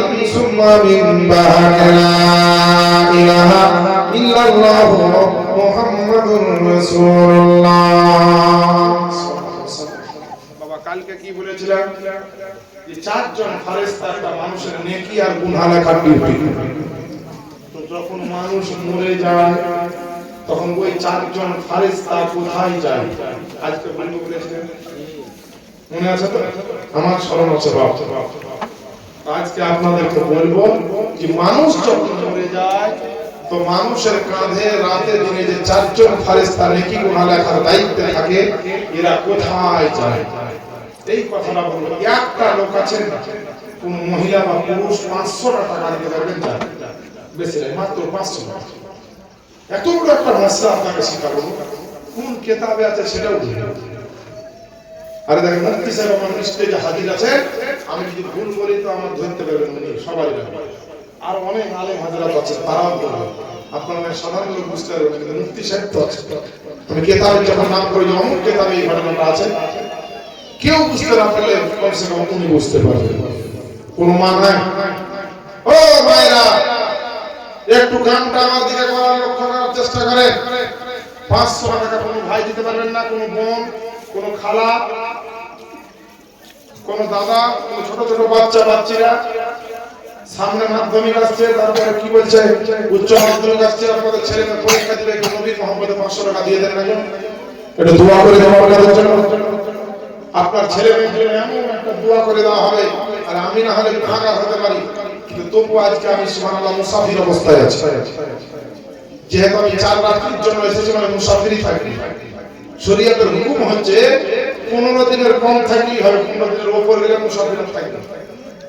আমি 15 দিন থাকার জন্য আসেনি, 4টা রাত্রি 3টা দিনের জন্য এসেছি। একটা কোন ভাই না, এত বড় মশলা আপনার পক্ষ থেকে বলবো তো, একটা লোক 500 টাকা দিতে পারবেন না? এই চারজন ফেরেশতা কোথায় যায় মানুষটা মরার পর? এত বড় রেকর্ড কোন জীবনী বক্তা বলবে না, কিন্তু আমি বলবো না। কেউ নাই, কোন মহিলা নাই? ও মায়েরা, আরে শেষ দিনেই দিব একবারে, তার আগে দিব না, এরকম নিয়ত করে বসতে হবে। তাহলে 3 নাম্বার দিন, 4 নাম্বার, 5 নম্বরের দিনগুলো কেন করা হয়েছে? বিরাদার, আমার বিশ্বনবীর বেটি মা ফাতেমার জান্নাত জানাজা পড়ার জন্য লাশটাকে রাত্রে বাড়িতে গোপন ভাবে নিয়ে যাওয়া হলো। কিতাবের মধ্যে আপনার বর্ণনা পাওয়া যায়, জানাজার ময়দানে যাওয়ার পরে হযরত আলী অথবা আপনার জামহুর উলামা ইকরামের মত হযরত আব্বাস রাদিয়াল্লাহু তাআলা আনহু মা ফাতেমার জানাজার নামাজ পড়িয়েছেন। বলেন আলহামদুলিল্লাহ। ও মুসলমান বাপজিরা ভাইরা, আমার মা বোনেরা, একজন বাচ্চার যদি মা ইন্তেকাল করে, একজন বাচ্চার যদি আপনার মায়ের ইন্তেকাল হয়ে যায়, ওই মাকে যখন কবরে নামিয়ে দেওয়া হয়, মাকে যখন কবরে দাফন করে দেওয়া হয়, বাপকে যখন দাফন করে দেওয়া হয়, ওই মা জননীকে রাখার পরে যখন ওই এতিম বাচ্চাগুলোকে বাড়ির দিকে নিয়ে আসা হয়, ওই বাচ্চাটার কি অবস্থা হয়, মনের কি পরিস্থিতি হতে পারে? হাসান হোসেনের আপনার যেন 2 হাত ধরে যায়, এক হাত হযরত আব্বাস ধরে যায়, আর এক হাত হযরত আলী রাদিয়াল্লাহু তাআলা আনহু ধরে যায়। দুইজন আপনার আস্তে আস্তে করে আসলো, আলী মুর্তজার বাড়িতে নিয়ে আপনার রাখলো। রাতের পরে রাত আপনার কাটতে লাগলো, দিনের পরে দিন আপনার কাটতে লাগলো। দুঃখ বেদনা মা হারার ব্যথা, আপনার এমন একটা ব্যথা, যদি মা একবার জীবন থেকে হারিয়ে যায়, ওই মা কিন্তু আর জিন্দগিতে পাওয়া যাবে না। দুনিয়াতে আপনার বাপ যদি একবার হারিয়ে যায়, বাপ কিন্তু টাকা দিয়েও কিনে আপনার পাওয়া যায় না। যদিও পৃথিবীর জমিনে আপনার অনেক সম্পর্ক আপনার কিনে বা টাকার জোরে করা যায়, কিন্তু মা বাপের সম্পর্কটা এমন দামি সম্পর্ক, মা বাপ ইন্তেকাল হয়ে গেলে মা বাপকে কিন্তু আর পাওয়া যাবে না। এর জন্য আপনাদেরকে বলবো, যাদের মা আব্বা জানি মা জননী জগতের বুকে বেঁচে আছে আপনারা প্রাণ ভরে মা বাপের খিদমত করবেন মা বাপের সেবা করবেন মা বাপকে কোনো রকম দুঃখ বেদনা দিবেন না মা বাপকে কোনো রকম আপনার কষ্ট দিবেন না আল্লাহ পাক যার জন্য পবিত্র কোরআনে ঘোষণা দিয়েছেন আপনার কোরআন শরীফের মধ্যে আল্লাহ পাক ইনফরমেশন দিয়েছেন বাচ্চাদের জন্য সন্তানের জন্য আল্লাহ পাক ঘোষণা দিয়েছেন জান্নাতি যদি হতে চাও যদি আল্লাহর পেয়ারা হতে চাও পৃথিবীর জমিনে যদি কামিয়াবি জীবন পেতে চাও বাপ মায়ের দোয়া যদি নিয়ে আল্লাহ রাসূলকে আপনারা যদি খুশি করতে চাও পৃথিবীর জমিনে মা বাপের সঙ্গে সামি করো মা বাপের সঙ্গে আপনার সুন্দর ব্যবহার করো মা বাপের আপনার খিদমত করো মা বাপের অবাধ্য হয় না বাপ মা রাজি তো আল্লাহ পাক রাজি এর জন্য বলি মুসলমান মা বাপের খিদমত করবেন বেরাদার হযরত ইমাম হাসান হোসেন আস্তে আস্তে আপনার দুনিয়াতে জীবন যাপন করতে লাগলেন কিতাবের মধ্যে আপনার লিখছে একদিন করতে করতে আপনার যখন আপনার 40 হিজরি হলো 40 হিজরিতে আপনার আলিয়া মুর্তাজা তিনি আপনার খেলাফতের মধ্যে ছিলেন তিনি হচ্ছেন খলিফাতুল মুসলিমিন চতুর্থ খলিফা হিসেবে আমার আলী কুফার জমিনে আপনার জুম্মা মসজিদে তিনি আপনার ইমামতি করতেন আর ওই কুফার দেশে মদিনার দেশে আপনার মদিনা শরীফে তারা আপনার থাকতেন আপনার ইমাম হাসান হোসেন বড় হয়ে গিয়েছে হাসান হোসেনের আপনার রূপ দেখে আল্লাহ পাকের এখন বান্দা বান্দীরা সবাই বলতে শোনো রে শোনো আল্লাহ পাক হাসান হোসেনকে এত সুন্দর বানিয়েছে দুই ভাইকে যদি এক জায়গায় নামিয়ে দেওয়া হলো আপনার দুই ভাইকে দেখে আমার জিয়ারতের নবী মুস্তাফা হয়ে যেত নবীর দর্শন করার ইচ্ছা হলে সাহাবীরা নবীর দুই নাতিকে এক জায়গায় দান করাতেন আর হাসান হোসেনকে দেখে নিতেন নবীর জন্য জিয়ারত হয়ে যেত দিলকে সেইভাবে বুঝাতো আমার ইমাম হাসান হোসেন এইভাবে আপনার চলতে চলতে আলিয়া মুর্তাজা আপনার যতই ভালো লোক হোক না কেন মনে রাখবেন দুনিয়াতে ভালো মানুষেরও দুশমন হয় খারাপ মানুষের দুশমন তো থাকতেই পারে যতই পরেশগার হোক না কেন কোনো দুশমন হয় আল্লাহ আল্লাহ হযরত আলিয়া মুর্তাজাকে আপনার যেন খলিফাতুল মুসলিমিন যখন করা হলো যখন তিনি আপনার উসমান গনির পরে তিনি খলিফা হলেন উসমানের একটা বিভেদ লেগেছিল ঝামেলা লেগেছিল আলীর জন্য কিছু মানুষ দুশমন হয়ে দাঁড়িয়েছিল মুসলমান আলীকে মারার জন্য আলীকে তার বড় কষ্ট দেওয়ার জন্য পৃথিবীর জমিনে মদিনা শরীফে এবং ইরাকের আপনার এলাকাতে আপনার কুফার জমিনে বড় বড় আপনার কত রকম কৌতূহল তারা তৈরি করেছিল কত রকম যুক্তি পরামর্শ তারা আপনার তৈরি করেছিল ফজরের নামাজ পড়ার জন্য মসজিদে আসার জন্য নামাজ পড়ার জন্য বাড়ির ভিতর থেকে হুজরাখানার ভিতর থেকে বেরিয়ে আসছিল আর একজন খারেজি একজন আমার আলীর দুশমন আহলে বাইতের দুশমন নবীর খানদানের দুশমন আপনার পিছন থেকে ধরতে ধরতে সামনে এসে একটা এমন তলোয়ার আমার হযরতে আলীর আপনার কপালের উপরে লক্ষ্য করে চালিয়ে দিল যার নাম ছিল আব্দুর রহমান ইবনে মুলজিম কি নাম বললাম আলীর জন্য যে তলোয়ার চালিয়ে দিল তার নাম ছিল আব্দুর রহমান ইবনে মুলজিম তলোয়ার চালিয়ে দিল আওয়াজ দেওয়ারে সবাই শুনতে পেল ইমামে হাসান ধরতে ধরতে আসলো আব্বার অবস্থা দেখে বেটা কি দাঁড়িয়ে থাকতে পারে হাওয়া করে কেঁদে উঠল আব্বাকে সান্ত্বনা দিল আমার ইমামে হাসানকে হযরত আলী বললেন মেরে বেটা তুমি হচ্ছে বড় তোমার ছোট ভাই হচ্ছে ইমামে হোসেন খবরদার তুমি ভালো রাস্তায় থাকলে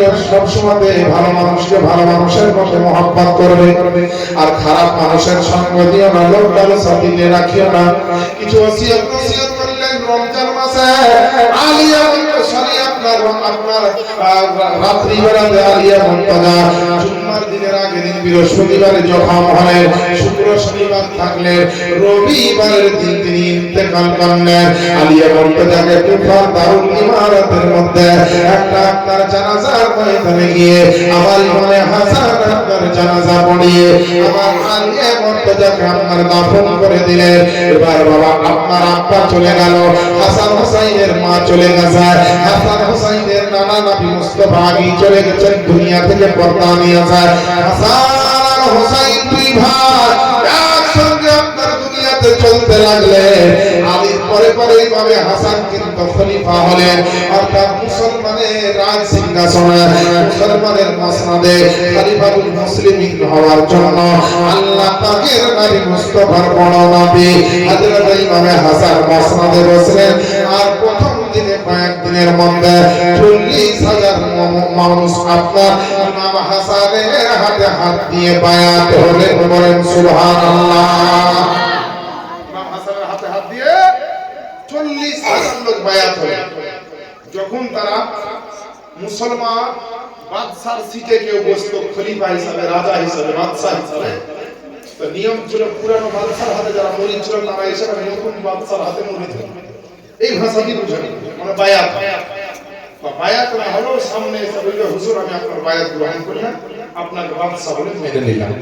এটা করতে তো ২-১ দিনের ভিতরে ৪০,০০০ লোক ইমাম হাসানের কাছে এসে মরিদ হলো, বায়াত খলিফাতুল মুসলিমিন। এবার বাবা ইমামে হাসান যেমন খলিফাতুল মুসলিমিন হয়েছে, ওই আলীর সঙ্গে টকরা টকরি চলছিল একটা গোষ্ঠী। তারা কে? হযরত আমির মুআবিয়া রাদিয়াল্লাহু তাআলা আনহু আর তার আশেপাশের কয়েকটা লোক, মানে তারাও কিন্তু নবীর সাহাবী। টকরা টকরি কি নিয়ে হচ্ছিল? কোনো জমি নিয়ে নাই, জায়গা নিয়ে নাই, গদি নিয়ে নাই, সিংহাসন নিয়ে নাই। টকরা টকরিটা এই কারণে হয়েছিল, হযরত উসমান গনিকে যারা শহীদ করেছিল আর শহীদের পরে খালি হয়েছিলেন খলিফা, তো মুলকে শামের সেই সময় মসনদের সিটে বসেছিলেন আমিরে মুমিনিন, মানে ওই একটা দেশের বাদশা ছিলেন তখন। তো ও আপনার চিঠি লিখে পাঠিয়েছিল যে উসমান গনিকে যারা যারা মেরেছে তাদেরকে তুমি সাজা ঘোষণা করো। তো তখনকার পরিস্থিতি, কন্ডিশন, হালাতটা এমন ছিল সেই সময়, সাজা যদি দিতে যেত মুসলমানের যুদ্ধ লেগে অনেক মুসলমান মারা যেত। তার জন্য আলী কিন্তু কাউকে সাজা ঘোষণা করেননি, তিনি ধৈর্য ধরেছিলেন। এবার আমির মুআবিয়া কিছুটা ভেবেছিল যে আলী কেমন তুমি খলিফা, উসমান গনিকে যারা মারলো তাদেরকে সাজাই দিতে পারছো না, তুমি বাদশাহী কি চাও? এর মধ্যে একটু ভুল বুঝাবো।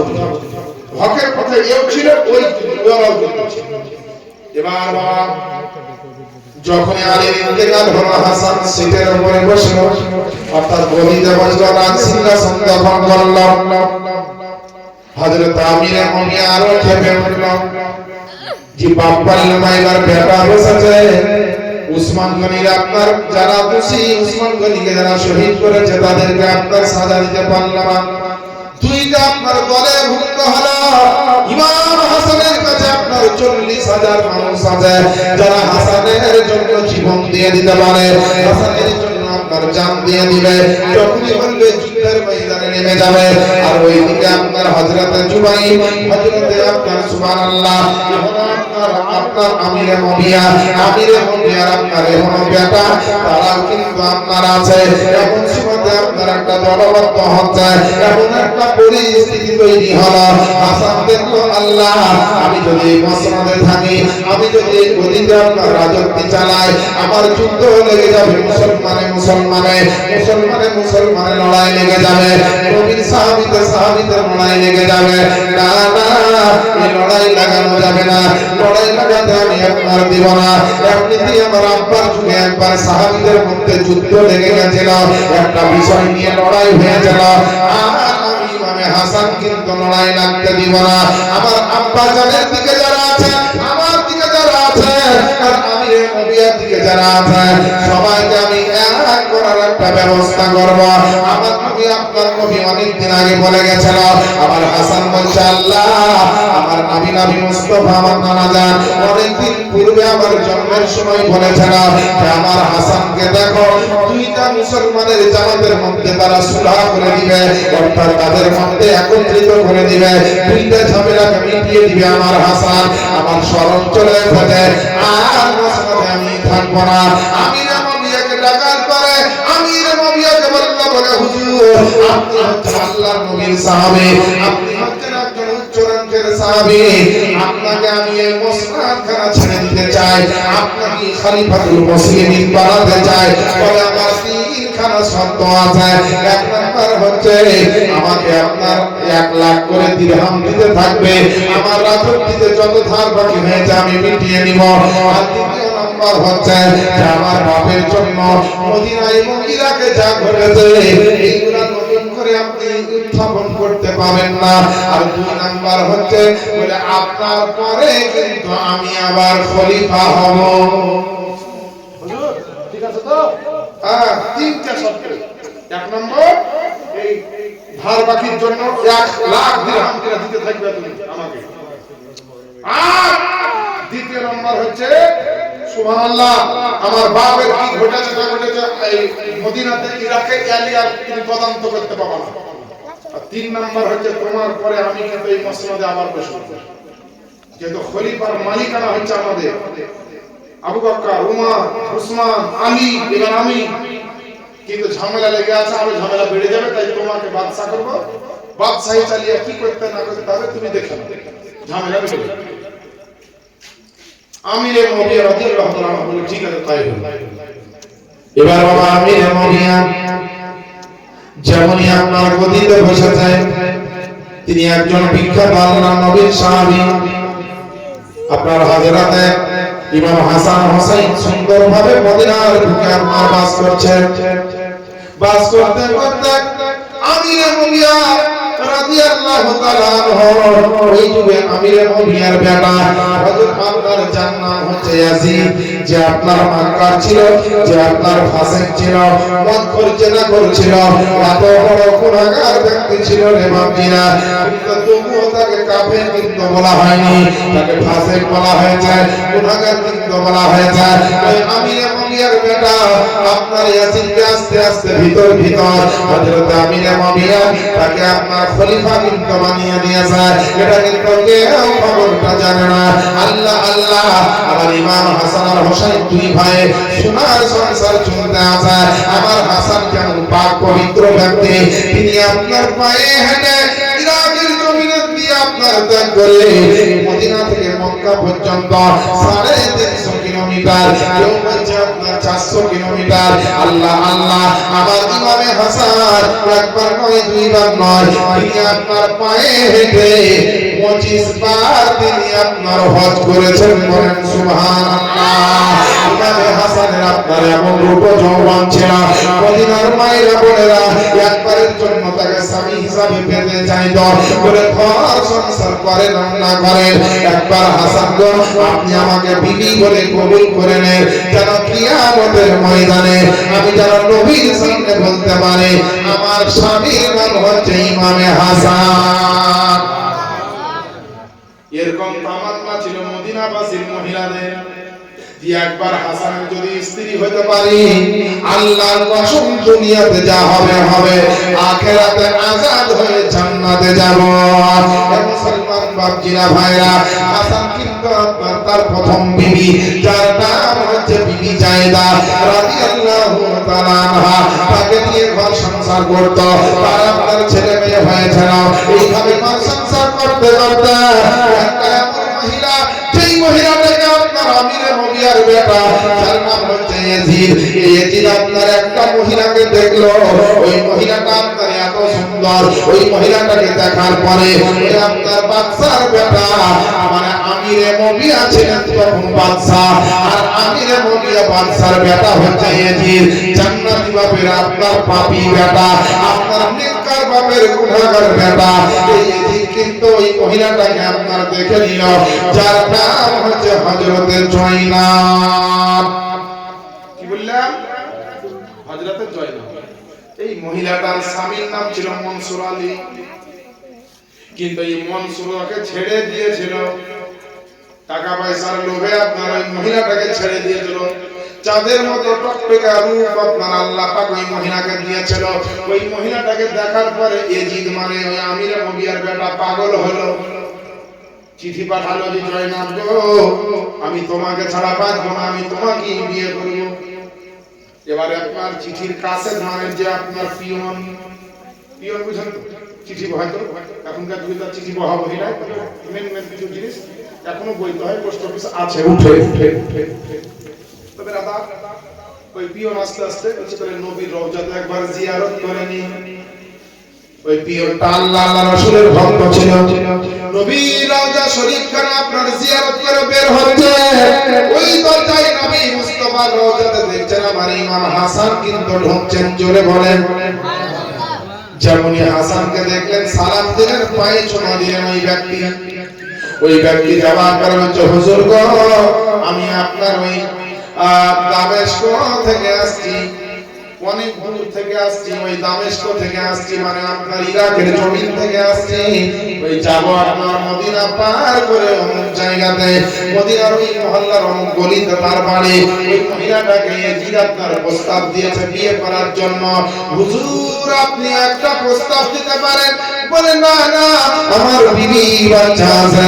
বলে হুজুর গো ওই সুন্দর মহিলাটার যদি বিয়ে ওই ইয়াজিদের সঙ্গে হয়, একজন সুন্দর মহিলার যত্ন কিন্তু একজন যেমন তেমন স্বামী নিতে পারবে না। পরেজগার মহিলার সুন্দর যত্ন খানা একজন পরেজগার স্বামী ধরে নিতে পারবে। একজন সুন্দর মহিলা যার আপনার চরিত্র ভালো, যার চেহারা ভালো, যার আচার আচার কালচার যার ভালো, ওই মহিলাটার যদি একটা ভালো পরেজগার স্বামী হয়, 5 ওয়াক্তের নামাজি হয়, কিংবা হাফেজকারী কোনো মাওলানা হয়, ওই মাওলানার বড় কিন্তু অটোমেটিক তার সম্মান বেড়ে যাবে।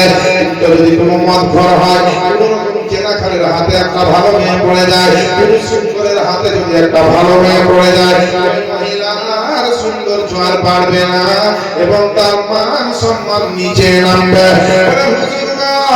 আপনার দরবারে আজকে আপনার আবেদন করে ইয়াজিদের হাতে ওই জয়নাব যদি চলে যায়, জয়নাবের সম্মান কিন্তু বজায় থাকবে না। আপনি একটা প্রস্তাব দেন না গো হুজুর। আল্লাহ আল্লাহ, আমার ইমামের হাসান বললেন কি একটা চিঠি লেখা প্রস্তাব দিলেন। এবার আপনার যাওয়ার পর পিয়ন জয়নাবের বাড়িতে গিয়ে বলল, বিবি শোনো রে শোনো, এই দেখো তোমার নামে চিঠি এসেছে।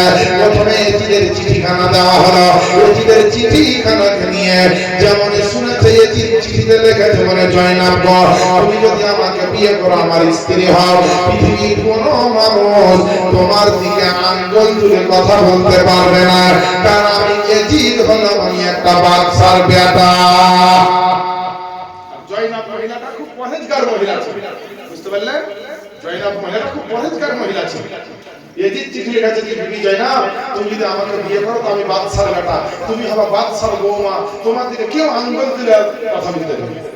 তো জয়নাব রাগ করে চিঠিটা একটা থুতু দিয়ে ফেলে দিয়ে, আর আমি যদি দোষ করি তো আঙ্গুল তুলবে, আর আমি দোষ না করি তো আমি রাজার বেটি, রাজার বৌমা হয় আর ফকিরের বৌমা হোক, আমার দিকে কি আঙ্গুল তুলবে?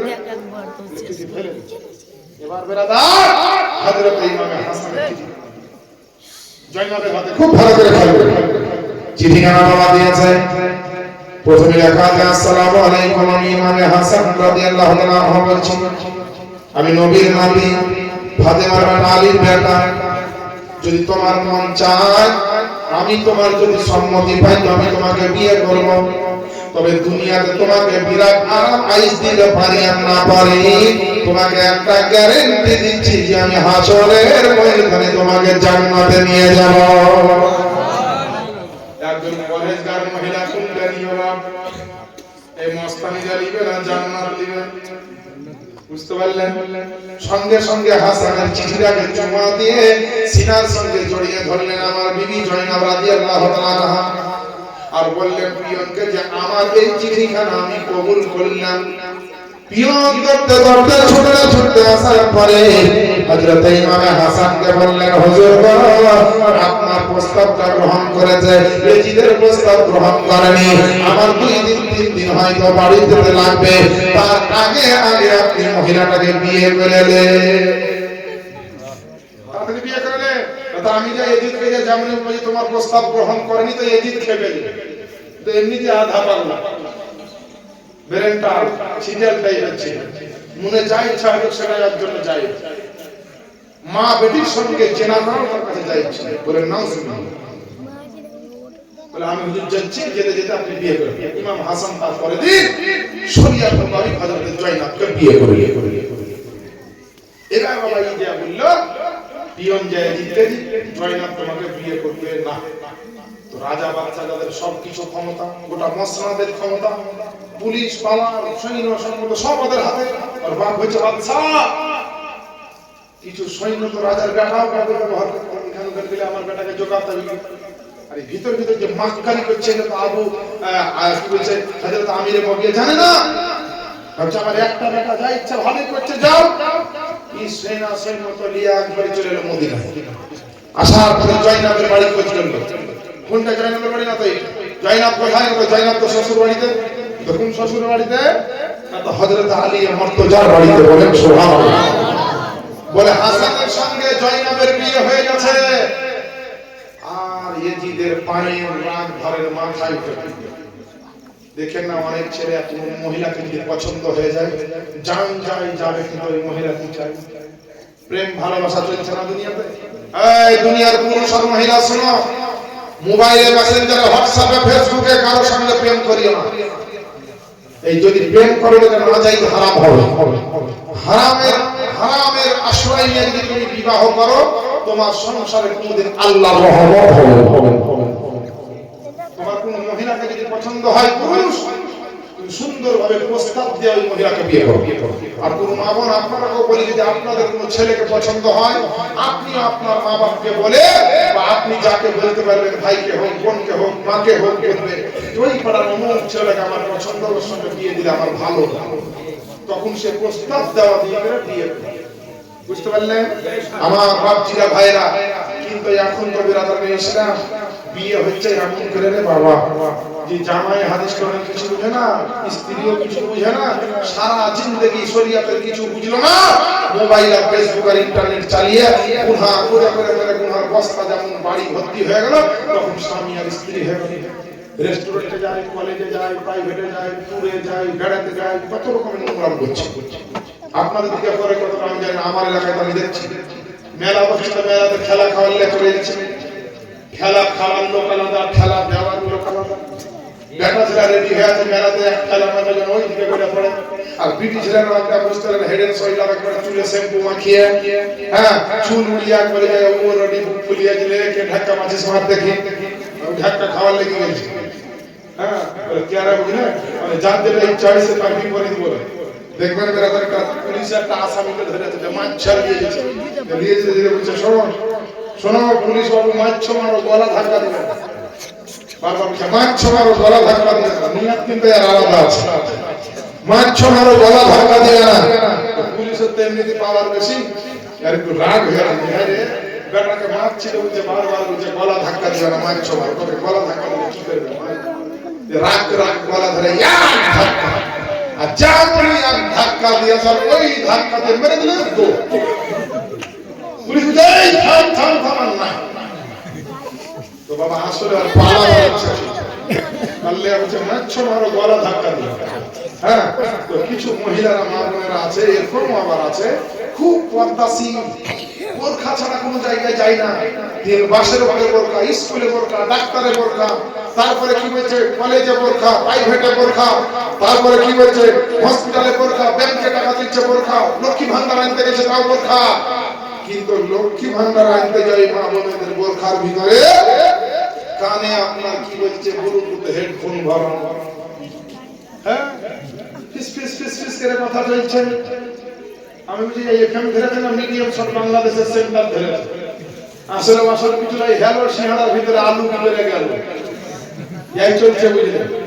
হ্যাঁ মোবাইল কিনে যত পারবেন দেন না, ভাববেন খুব পড়িছে, এই কোশ্চেন নোট করছে গুগল থেকে সার্চ করে, এমন কোশ্চেন নোট করবে পড়তে পড়তে আচমকা সঙ্গে মুরলের ব্রিটিশ সঙ্গে মুরলের বেটা নাই হাওয়া।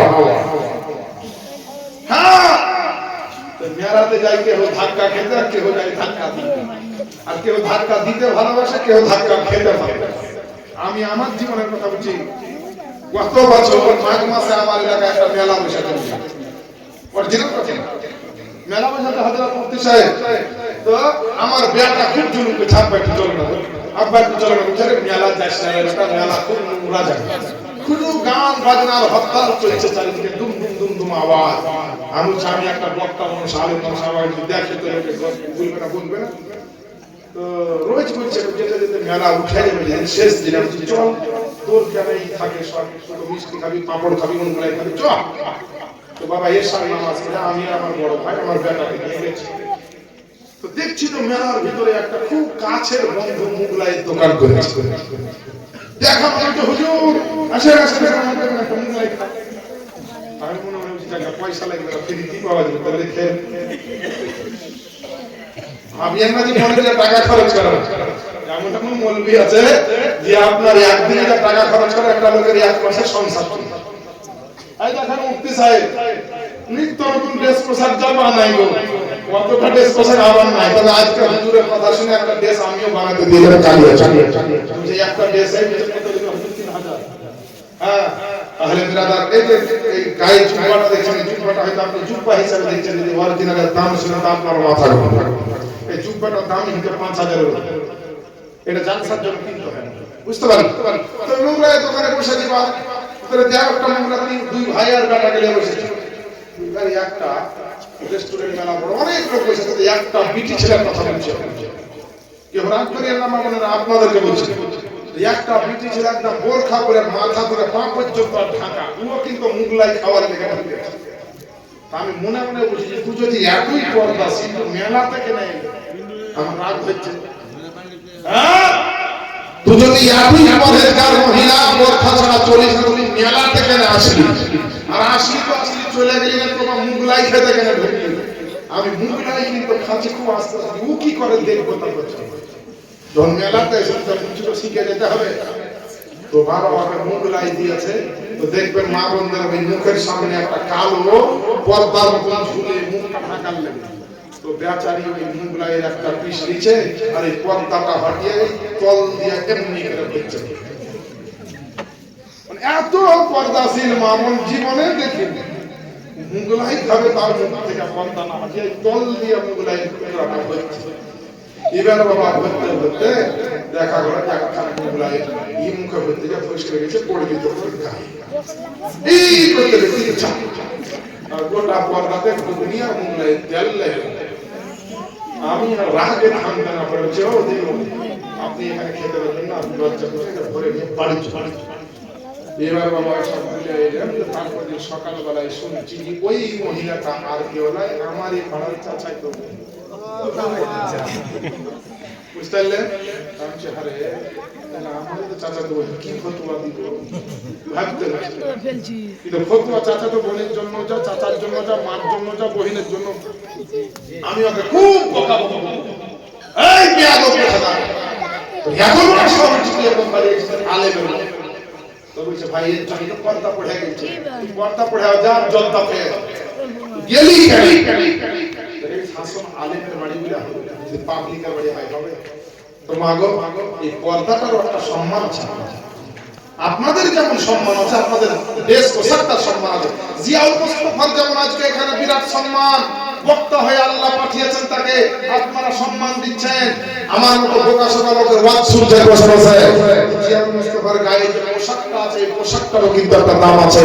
কি নবীর সুন্নতি পোশাক পাগড়ি আর জুব্বা পরে আছে, দাম 3 টাকা হোক আর 3000 টাকা হোক, সুন্নতি পোশাকের কিন্তু একটা দাম আছে। মাগো আপনাদের যেমন দাম আছে, মূল্য আছে, আপনাদের গায়ে যে পোশাক, সে শাড়ি হোক, চুড়িদার হোক আর নাইটি হোক, আর আপনার কি বলা হয় হেজাব হোক আর পর্দা হোক আর বোরখা হোক, এইগুলাকে নিয়ে কেউ ছেলে খারাপ করবেন না, এটাকে নিয়ে কেউ পাপের কাজে যাবেন না, এটাকে নিয়ে কেউ নোংরা জায়গায় যাবেন না। ভাবছিরা ভাইরা এই গুনার জন্য কিন্তু তার হাসরে জবাব লাগবে, কবরে জবাব লাগবে। একজন মা বোনকে বলেছিলাম 500 টাকা দিতে, ওই 4 জন ফারেস্তার কথাটা বলে আজকের বক্তব্য সমাপ্ত। ইমাম হাসান হোসেনের জীবনী শুনছেন, হযরত ইমাম হাসান এর উপরে খেপা করে বেরিয়েছি, বিভিন্ন রকম ছলে বলে কৌশলে ইমাম হাসানকে মারার সুযোগ দিতে। এখন কিভাবে হয়েছে, কে দিয়েছে ইমাম হাসানকে বিষ, এটা কোন লেখক লিখতে পারছে। তবে কি বলছে ফাতওয়ায়ে মুস্তাফাবিয়াতে হুজুর মুফতি আজম হিন্দ বলেছেন কি হযরত ইমাম হাসানকে তার স্ত্রী জায়েদা জায়েদা ভাই বিবি বিস্তারিত এটা মুফতি আজম হিন্দ বলেছে। কিন্তু আমি অন্য কিতাব পড়ে তারা বলছে কে বিস্তারিত কেউ বুঝতে পারবে। তবে ইমাম হাসান আপনার এবার আপনার শত্রুতা শুরু হয়ে গেল।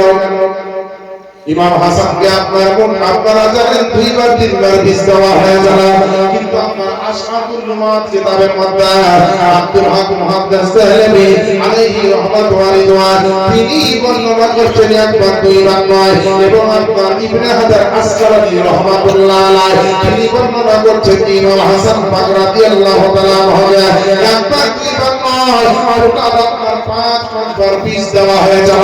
প্রথমবার আপনার ইমাম হাসানকে আপনার মধুর সঙ্গে মিশিয়ে বীজ দেওয়া হয়েছিল, আর ওই বীজযুক্ত মধু পান করার কারণে ইমাম হাসান বড় কষ্ট পেয়েছিল। ছটপট করে আপনার উঠেছিল। দৌড়তে দৌড়তে সকালবেলাতে আমার নবী মুস্তাফা রওজা শরীফে গিয়েছিল, আর নবী রওজাতে যাওয়ার পরে একবার দোয়া করেছিল। ইমাম হাসানকে আল্লাহ পাক শিফায়ে কুল্লিয়া দান করেছিলেন। মুসলমান, ইমাম হাসান রাদিয়াল্লাহু তাআলা আনহু তিনি আপনার এইভাবে আপনার সুস্থ হলেন। আবার ইমাম হাসানকে আপনার খেজুরের সঙ্গে বীজ মিশিয়ে আবার খাইয়ে দেওয়া হয়েছিল। আবার কষ্ট পেলেন, তরবর করে যখন আপনার পেটের ব্যথাতে লাফিয়ে উঠলেন, ইমাম হুসাইন রাদিয়াল্লাহু তাআলা আনহু বড় ভাই ইমাম হাসানকে নিয়ে তাড়াতাড়ি আমার নবীর রওজাতে আবার গেছিল। নবীর রওজাতে গিয়ে আবার দোয়া করেছিল। ওই দোয়ার কারণে আল্লাহ পাক আবার তাকে ভালো করে দিয়েছিল। আমার নবীর ওসিলাতে 20 পর্যন্ত আল্লাহ পানি করে দিয়েছিলেন। বলেন সুবহানাল্লাহ। এ মুসলমান বাপজিরা ভাইরা, আল্লাহ পাকের নবী মুস্তাফার নওয়াজা হযরত ইমাম হাসান রাদিয়াল্লাহু তাআলা আনহু রাত্রিবেলায় বিবিদেরকে নিয়ে আপনার শুয়ে আছেন একটা ঘরে, আর হঠাৎ করে আপনার ইমাম হাসান গভীর রাতে তার ঘুমটা ভেঙে গেল। আপনার যখন আনন্দিত হয়ে উঠলেন, তার বিবি হযরত জয়নাব বা জায়দাকে ডাকলেন। ডাকার পরে জিজ্ঞেস করলেন, ও জয়নাব, জায়দা বলারে বলো রাত্রি কতটা টাইম আছে? বলে হুজুর গো, আর একটু পরে ফজর হয়ে যাবে। আল্লাহ আল্লাহ, ফজরের টাইম হলো। ফজরের টাইমে ইমাম হাসান তিনি নামাজ আদায় করলেন। নামাজ আদায় করার পরে আপনার সুবহ সাদিক শেষের দিকে হলো। হযরত ইমাম হোসেনকে ডাকলেন। হযরত ইমাম হাসান তার ছোট ভাই ইমাম হোসেনকে ডাকলেন। ইমাম হোসেন আসলেন। আসার পরে জিজ্ঞেস করছেন, বলে ভাই কি ব্যাপার, কিসের জন্য আপনি আমাকে ডেকেছেন? বলে ভাই ইমাম হোসেন, শোনো রে শোনো, আজকে রাত্রি বেলাতে একটা আমি স্বপ্ন দেখেছি। স্বপ্নটা তার মানে কি হবে, তার তারিখ কি হবে? কি স্বপ্ন দেখেছ? আমি রাত্রি ঘুমন্ত অবস্থাতে স্বপ্নখানা দেখেছি। আমি ইমাম হাসান, আমার কপালে যেন সূরা ইখলাস কুল হুয়াল্লাহু আহাদ লেখা আছে। সূরা ইখলাস আমার কপালে লেখা আছে। ইমাম হোসেন মনে করছে খুব ভালো স্বপ্ন। জয়নাব মনে করছেন ইমাম হাসানের বিবি, যেটা তো খুব ভালো স্বপ্ন। ইজরাতে আপনার জায়েদা ইমাম হাসানের বিবি ভাবছে এটা তো খুব ভালো স্বপ্ন। কারণ কোরআন শরীফের একটা মারাত্মক সূরা, কোরআন শরীফের একটা বিখ্যাত সূরা, যার নাম হচ্ছে সূরা ইখলাস। যে সূরা ইখলাস কুল হুয়াল্লাহু আহাদ, এই সূরা ইখলাসটা যার কপালে লেখা, এটা তো খারাপ হতে পারে না, এর মানে মতলব তো আলাদা হতে পারে না। তারা মনে মনে ভাবছে ভালো স্বপ্ন। সকাল সকাল একজন নবীর সাহাবীকে খবর দেওয়া হলো, তিনি আপনার স্বপ্নের মানে বলতে পারতেন, স্বপ্নের যিনি তাবির করতে পারতেন, স্বপ্নের যিনি ব্যাখ্যা করতে পারতেন, ওই ব্যক্তিকে খবর দেওয়া হলো। হযরত ইমাম হোসেন ডেকে আনলেন। হযরত ইমাম হাসান বললেন, এই স্বপ্ন দেখেছে। ওই ব্যক্তি বলছেন, বলে হুজুর গো, আপনি যদি সত্যিকারে এই স্বপ্নটা দেখেছেন, এর অর্থ হচ্ছে পৃথিবীর জমিনে আপনি আর বেশি দিন আর দুনিয়াতে থাকবেন না। সুবহানাল্লাহ। তাবিরকারী স্বপ্নের ব্যাখ্যাকারী বলছে, হুজুর এই স্বপ্ন যদি আপনি দেখেছেন, এর মানে হচ্ছে আপনি পৃথিবীতে আর কদিন আছেন, মাত্র বেশি দিন থাকবেন। ইমাম হোসেনের মন খারাপ যে আমার বাপ চলে গেছে, নানা চলে গেছে, মা চলে গেছে, আমার সাহারা হচ্ছে আমার বড় ভাই হাসান। আমার বড় ভাই যদি চলে যায় আমি কি করে থাকবো? টেনশনে পড়ে গেলেন। হাসানও টেনশনে পড়ে গেলেন যে আল্লাহ কি এমন অন্যায় হয়েছে, আমি থাকবো না, দুনিয়া থেকে বিদায় নিব। এই করতে করতে বাবা মিডিলে 3-4 বার তাকে বিশ্রাম করানো হয়েছে। হাসান বলছে, আল্লাহ আমার পিছনে তো দুশমন লেগে আছে, আমাকে মনে হয় আর ছাড়বে না। দুই স্ত্রী খুব বড় ভাবে ইমাম হাসানকে জোগায় যেন কোনো দুশমনে তার ক্ষতি করতে না পারে। ইমাম হাসানের ঘরে একটা পানির মশক ছিল, কলসি ছিল, ওই কলসি থেকে তিনি পানি ঢেলে পান করতেন। কে আপনার দুশমনি করে পানির সুরাইতে পানির কলসিতে হীরাজুল নবী আপনার কাঁচের গুঁড়োর সঙ্গে মারাত্মক বিষকে মাখিয়ে দিয়ে আপনার কাপড়ে করে ছেড়ে ছেড়ে এত আপনার সংকীর্ণ নরম করে নিয়েছে, এত পাতলা করে নিয়েছে, এমন মোলায়েম করে নিয়েছে। তারপর ওই হীরাজুল নবীটা আপনার ওই পানির কলসিতে আপনার কে যেন ভরে দিয়েছে। আল্লাহ আল্লাহ আর গভীর রাত্রি বেলাতে আছে আল্লাহ পাকের নবী মুস্তাফার নাতি হযরত ইমামে হাসান বিছান থেকে ওঠে আর বিবি জয়নবকে বলছে, বিবি গো আমি আজকে রাত্রি বেলাতে একটা ভয়ঙ্কর স্বপ্ন দেখলাম। বলে কি স্বপ্ন দেখলে গো হুজুর? বলে রাত্রি বেলায় স্বপ্নটা দেখলাম আমার মা জননী খাতুনে জান্নাত হযরত ফাতেমা আপনার আঁচল পাতিয়ে যেন কাউকে ডাকছে। আমি জিজ্ঞেস করলাম, মা জননী তুমি কাকে ডাকতেছো, কাকে খুঁজতেছো? আমার মা জননী ফাতেমার চোখ দিয়ে যেন পানি ঝরছে গো, আমার মা বড় কষ্টতে আছে তাই মনে হলো, আমার মা বড় দুঃখতে আছে তাই মনে হলো। আমি ভয়ঙ্কর মায়ের স্বপ্নটা দেখে আমার ঘুম ভেঙে গেছে রে ভাই। তুমি জয় না তাড়াতাড়ি আমাকে এক গ্লাস পানি দাও, পানি দাও বলে চার জয়নাব তাড়াতাড়ি স্বামীর সেবার জন্য। আমাদের আপনাদের ঘরের বিবির মতো বেয়াদব ছিল না তারা। স্বামী যা বলতো স্বামীর জন্য তারা মরতে পর্যন্ত রাজি ছিল। সাধারণ লোক তো সাধারণ লোক, অনেক মৌলবীর বউ পর্যন্ত মৌলবীর কথা শোনে না। হ্যাঁ আমি দেখেছি, কিন্তু এখানে মৌলবী নয় আলহামদুলিল্লাহ। আমরা সবাই শরিয়াত মেনে চলে নিজের বিবিকে সেই শিক্ষা দিয়ে রেখেছি। অনেক বিবি আছে যদি বলা হয় রাত্রে উঠে পানি দাও বলে ঢেলে খেয়ে নাও। বাড়ি থেকে এসে বাজার থেকে এসে পানি চাইলে পানি পাওয়া যায় না, মাঠ থেকে আসার পরে পানি চাইলে পানি পাওয়া যায় না। মুসলমান বাচ্চারা ভাইরা আমার মা বোনেরা যারা আপনার মা ফাতেমাকে আপনার স্মরণ করে, পরের মুত্তাকির মা বোনেরা তারা স্বামী যদি বাজার থেকে আসে স্বামীর ব্যাগের দিকে লক্ষ্য করবে না, স্বামীর চেহারার দিকে দেখবে যে আমার স্বামী কি এনেছে। এটা বড় কথা নয়, আমার স্বামীর চেহারা খানা কেমন আছে এটাই বড় কথা। এটা বড় কথা। মাঠ থেকে আসলে স্বামীর আপনার ঘাম মুছিয়ে দিবে। আর এখনকার রহিমের মা করিমের মা যেমন তোমার ঘাম খেয়ে লাগবে ঘিন্নাতে। হ্যাঁ তোমার ঘামের গন্ধে তোমার পাশে বসা যায় না, তোমার ঘাম আমি মুছাবো। আমি অত সময় আমার প্রতিদিন একটা করে পারফিউম ব্যবহার করি। প্রতিদিন একটা করে পারফিউম লাগে, 3 কিলোমিটার দূর থেকে সেন্ট পাওয়া যায় যে কেউ গেল রাস্তায়। মহিলাদের জন্য একটু পারফিউম ব্যবহার করে রাস্তা দিয়ে বের হওয়া না যায় না। মহিলারা কোনো স্বামী ছাড়া কারোর জন্য শাস্তি পাবে না। মহিলারা স্বামী ছাড়া অন্য কোন জায়গাতে সফর করা অবস্থায় আদর ব্যবহার করবে।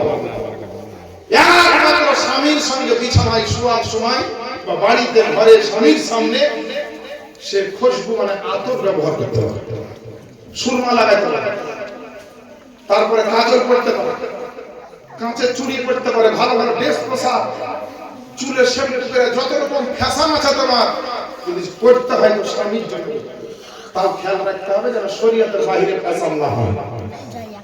কিন্তু বেলাদার ইমাম হাসানের স্ত্রী জান্নাতি, লোকের জান্নাতি স্ত্রী, যেমনই বলেছেন পানি দাও, মিনিটের মধ্যে একটা পানির গ্লাসে পানি ঢেলে বলছে হুজুর নেন। আর বিসমিল্লাহ আল্লাহ বিসমিল্লাহ বলে ঢাক ঢাক করে পানিটা যেমনই পান করেছে, পানি পান করে গ্লাস রাখা না রাখা সঙ্গে সঙ্গে ইমাম হাসানের পেটের মধ্যে যেন একটা বড় তুফান লেগে গেল। বলেন সুবহানাল্লাহ। ইমাম হাসানের পেটে এই আপনার গলা থেকে নাভি পর্যন্ত যেন আপনার তলোয়ারে যেমন কাটলে পারে ব্যথা হয়, ছুরি দিয়ে কাটলে পারে যেমন ব্যথা হয়, আপনার জিন্দা মুরগিকে কাটার পরে ছেড়ে দিলে জমিনে যেমন তড়বড় করে লাফায়, আমার ইমামে হাসান বিছানার উপরে শুয়ে তড়বড় করে লাফাতে আরম্ভ করলেন, আল্লাহ আল্লাহ করে ডাকতে আরম্ভ করলেন। হযরত জয়নব বলছেন হুজুর আপনার কি হলো? আবার বলে বিবি আমার শহরে শোনো, আমাকে পৃথিবীর মানুষ আর বাঁচতে দিবে না। আমার ভাই হযরত ইমামে হোসেনকে ডাকো। ওই গভীর রাতে হযরত জায়েদা আমার ইমাম হাসানের স্ত্রী দৌড়লেন পাশের ঘরে পাশের বাড়িতে আপনার হোসেনকে খবর দেয়া। হোসেন দৌড়ে আসলো, আসার পরে আবার ইমামে হাসানকে বলছেন, বলে ভাই ইমামে হাসান বলেন কি হয়েছে, আপনি কেন এরকম ভাবে ব্যস্ত, আপনি কেন এরকম কষ্ট অনুভব করছেন, আপনি কেন এরকম ভাবে আপনি আপনার ছটফট করছেন। ইমাম হাসান বলছে, বলে ভাই ইমাম হুসাইন আমি যে স্বপ্নটা দেখেছিলাম আজ আমাকে তাবিরকারী বলেছিল দুনিয়াতে আর বেশি দিন থাকবো না, তো মনে হয় আমি আর বাঁচবো না। বলে বলে ভাই গো আপনার জানের দুশ্মন হয়ে গেছে, অনেকে বারবার আপনাকে বিস্ফান করাচ্ছে, তিনবার চারবার আপনার বিস্ফান করা হয়েছে, অলরেডি দুইবার নবীর রওজাতে গিয়ে ভালো হয়েছে। আপনি একটু কষ্টটা সহ্য করেন, ফজরের নামাজ হলে পারে আপনাকে নবীর রওজাতে আবার নিয়ে যাব। হোসেনকে বলছে একটু দাঁড়াও, ফজরটা হলি আপনার নবীর রওজায় আবার নিয়ে যাবেন। আর নবীর রওজায় গেলে হুজুর আপনার সমস্ত পেটের ব্যথা বেদনা আল্লাহ আবার ভালো করবে। বলেন সুবহানাল্লাহ। নবীর রওজা শরীফের জায়গাটা এমন উন্নত মানের। আশিকের ঠিকানা হচ্ছে নবীর মদিনা, মুমিনের ঠিকানা হচ্ছে নবীর মদিনা। ঈমান ও আকীদার মেন জায়গা সেন্টার পার হাউস হচ্ছে নবীর মদিনা। এর জন্য তো বেরাদার আমার মায়েরা বোনেরা বাপজিরা ভাইরা আপনাদের এই প্রশ্নের উত্তর আজকে দিয়ে দিই, কারণ কালকে আলাদা প্রশ্ন শোনাবো। কালকে কি শোনাবো জানেন? আপনার বাপের বোনকে কি বলে? নিজের বাপের বোনকে কি বলে? ফুফু না বেটি? ওই ভাই কি বলে? ফুফু বলে বেটিও বলে। এমন করে ভয় পেয়েছে মনে হচ্ছে আমি ভাই এক কুইন্টাল ধান চাল মুখ খোলা যাবে, এক কুইন্টালের ব্যাপার। হ্যাঁ তো যাই হোক, ফুফু আর বেটি তো দুনিয়াতে সকলের ফুফু কিন্তু নাই, যার বাপের বোন আছে তার ফুফু আছে, আর যার নাই তার কিন্তু নাই। সারা বিশ্ব জগতে যত জন্ম দিয়েছে মানুষ, আদম হাওয়া বাদ দিয়ে, আদম আর হাওয়া বাদ দিয়ে তারপরে যত লাখ লাখ কোটি কোটি মানুষ এসেছে এবং কিয়ামত পর্যন্ত আসবে, সমস্ত দুনিয়ার মানুষের একটা ফুফু আছে। বলেন সুবহানাল্লাহ। সেই ফুফুটা কে জানে? সেই ফুফুটা কি জানে? আপনারা কিন্তু আজকে বলবো এটা কাল, আর কালকে যেটা বলবো বলেছিলাম চারজন ফারিস্তা কোথায় যাবে, আমি এখনই বলবো একটা লোক 100 টাকা লজ্জা দিয়ে না, অপমান করিও না। মায়েরা বোনেরা আপনাদেরকে জোড়হাত করে বলছে, আমার ইমামে হাসান রাদিয়াল্লাহু তাআলা আনহু ওসিলা নিয়ে আপনার জন্য দোয়া করব। যাক শেষ করে দোয়া 100 টাকা একজন মাদের চট করে দেন, সময় নষ্ট করবেন না, আপনাদের সময়ের দাম আছে। 100 টাকা দেন কোন মহিলা, 4জন ব্যক্তি যদি 400 টাকা দিয়ে দেবেন, 4টা ফেরেশতার কথাটা বলে দেব, চট চট করে একটু দিয়ে দেন। এখানে আমার একজন দাদা 100 টাকা, আর কেউ নাই, একটু দেন না ভাই, দেন না। আরে নবীর মাহফিলে দিচ্ছেন, ভয় কিসে? কমবেন, আল্লাহ বরকত দিয়েছে। এখানে দুটো হলো, একটু আসেন না ভাই। ও মায়েরা, আমি বাচ্চাটা দাঁড়িয়ে জোর হাত দিয়ে পাঠান না, আপনারা উঠে আসতে হবে, দিয়ে পাঠান। দুটো হয়েছে, আর দুটো লাগবে। দেড় মাস তাড়াতাড়ি 100 টাকা থাকে, এত বড় আপনি একটা ইসলামের নলেজ শুনতে পাবেন। কে দিলে? তোমার মা? আচ্ছা যাক, আলহামদুলিল্লাহ, বাবুর মা দিয়েছে 100 টাকা। এই দেখেন আর একটা 100 টাকা, চারটে হলো। এই যে 500 টাকা দিল, কই? কালকে দিবে। মুফতি সাহেবের নামটা কানে কানে বলে দাও। হ্যাঁ, আর এই দেখেন বেরাদার, ওর কাছে খাতা, তাহলে কোনো অসুবিধা নাই, লেখা লাগা দেখেন একটা 200 টাকা আর একটা 100 টাকা, তাহলে কত হলো? সুবহানাল্লাহ, এই 100 টাকা করে হয়ে গেল, দিকে 4টা, এইদিকে 2টা, 6টা। সুবহানাল্লাহ। 7 নম্বরে আরেকটা 100 টাকা দিয়ে দেন। আল্লাহ যেন আমাদের সবাইকে 7খানা জাহান্নাম থেকে যেন বাঁচাই দোয়া হবে। নাই কেউ একটা মানায় লক্ষ্মী ভান্ডারের টাকা প্রথমে 500 ছিল, মৌলবি বক্তারে দোয়াতে দিয়ে আগে 500 টাকা দাও, দোয়া করো তোমার যেন বেতন বাড়ে, ভাতা বাড়ে। কোন মৌলবির দোয়া দিয়ে আল্লাহ কবুল করলো, 500 কে সরকার 1000 করে। বুঝতে পারলে? এখন আপনারা যে হারে টাকা দিচ্ছেন না, কাঞ্জুসি করছেন, কৃপণতা করছেন মায়েরা, কোন মৌলবি যদি আবার দোয়া করে দেয়, তো লক্ষ্মী ভান্ডার টোটালি বন্ধ করে দেবে, বেড়াইয়ে ধরে 2000 হবে না, দিছেই না তো টাকা, রাগ ধরে বলবে যেন লক্ষ্মী ভান্ডার বন্ধ হয়ে যাবে।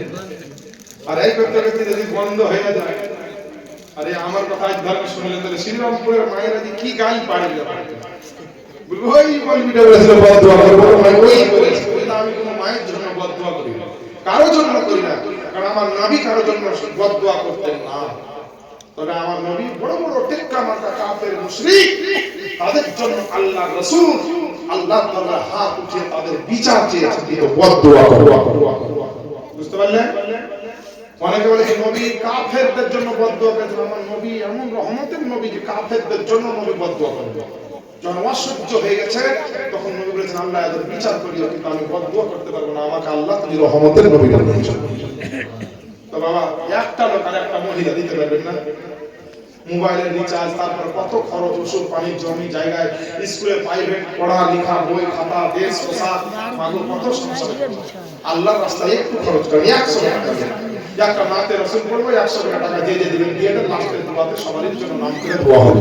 হ্যাঁ, তো ইমাম হুসাইন বললেন সকালবেলায় নিয়ে যাব ইনশাআল্লাহুল আজিজ। আর ইমাম হাসান ছটপট করে কষ্ট পাচ্ছে। তো এবার সকালবেলাতে নিয়ে গিয়ে কি হচ্ছে, ইমাম হাসানের নবীর রওজাতে গিয়ে দেখি সকাল হলে ইনশাআল্লাহ রওজায় যাবে, আর আমরাও কালকে সকাল হওয়ার পরে রাত হলে আবার ঘুরে আসবো, ওখান থেকে ওয়াজটা কথা বুঝলেন?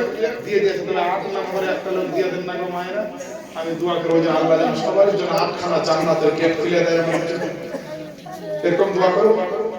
একটা কোনো মা না বেরাদার নিয়ে আসলাম, অনেক মশলা মশাই আপনাকে শিখাবো। আমি বইও লেখি, কিন্তু দূরের জন্য বই আনতে পারিনি, আপনাদেরকে বই দিতাম একখান করে। অনেক মশলা মশাই আছে বই। মুফতি সাহেবের কাছে আমার নাম্বার আছে, বাবজি ভাইরা যে কোনো মশলা মশাই দরকার হলে হুজুরের কাছে জানবে। বিশেষ করে প্রয়োজন যদি মনে করেন আমাকে ফোন করতে পারেন, হোয়াটসঅ্যাপ করতে পারেন। পশ্চিম বাংলার বুকে সোশ্যাল মিডিয়াতে আমরা অনেক দিন থেকে কাজ করে, আপনাদের মুফতি সাহেব আমার সঙ্গে কাজ করে। উনি আমার জুনিয়র কালিয়া করেছেন যে আমার বড় ভাই জিয়া মুস্তাফা। অবশ্যই আমার ছোট, কিন্তু আল্লাহ ইলম কালাম কম দেননি, আল্লাহ বহুত রুতবা দিয়েছেন। 2012 সাল থেকে সোশ্যাল মিডিয়ায় কাজ করে। কোন এলাকায় কোন লোক না জানা নাই, তা আপনাদের 4-5টা মশলা কালকে শিখাবো, দুদিন আছে, দুদিনে অনেক মশলা শিখাবো। উজুর ফরজ, গোসলের ফরজ, যেগুলো প্রয়োজনীয় জিনিস, এই ব্যাপারে একটু করে টাচ দিব। এই 4টা ফারিস্তা কি হবে? মানুষটা যখন মরে যাবে, মানুষের গোসল দিয়ে কাফন করিয়ে কবরে গিয়ে দাফন করে দেওয়া হবে। ওই 4 জন ফারিস্তা আল্লাহকে বলবে, আল্লাহ যার ডিউটিতে আমাদেরকে রেখেছিলে, ওই তোমার বান্দা বা বান্দি মারা গেছে, আমরা এখন 4 জন ফারিস্তা কি করব? আল্লাহ তোমার আসমানে একটু জায়গা দিয়ে দাও, আমরা তোমার আসমানে উঠে কিয়ামত পর্যন্ত তোমার জিকির করে কাটিয়ে দেব। আল্লাহ বলবে, এ আমার ফারিস্তা আসমানে আমার জিকির করার মতো ফারিস্তা তোমাদের জন্য আর জায়গা নাই, সব বুকিং হয়ে আছে। আল্লাহর ফারিস্তারা বলবে, আল্লাহ তাআলা জমিনে একটু জায়গা দাও। আল্লাহ বলবে, জমিনেও আমার ইবাদতকারী ফারিস্তারা সব জায়গাকে ঘিরে আছে, পাক পবিত্র জায়গা ফাঁকা নাই তোমাদেরকে বলার জন্য। তখন আল্লাহর ফারিস্তারা বলবে, আল্লাহ তাহলে আমরা 4 জন কি করব? বলে, যে মরেছে যার দায়িত্ব তোমরা ছিলে, তার কবরের কাছে চলে যাও, আর কবরের 4 কোণায় 4 জন দাঁড়িয়ে দাঁড়িয়ে তোমরা কবরবাসী যে নেককার হয় তার জন্য রহমতের দোয়া করো। জোরে বলে আল্লাহর 4 জন ফারিস্তা নেককার ব্যক্তির কবরে 4 কোণায় গিয়ে আপনার রহমতের দোয়া করো।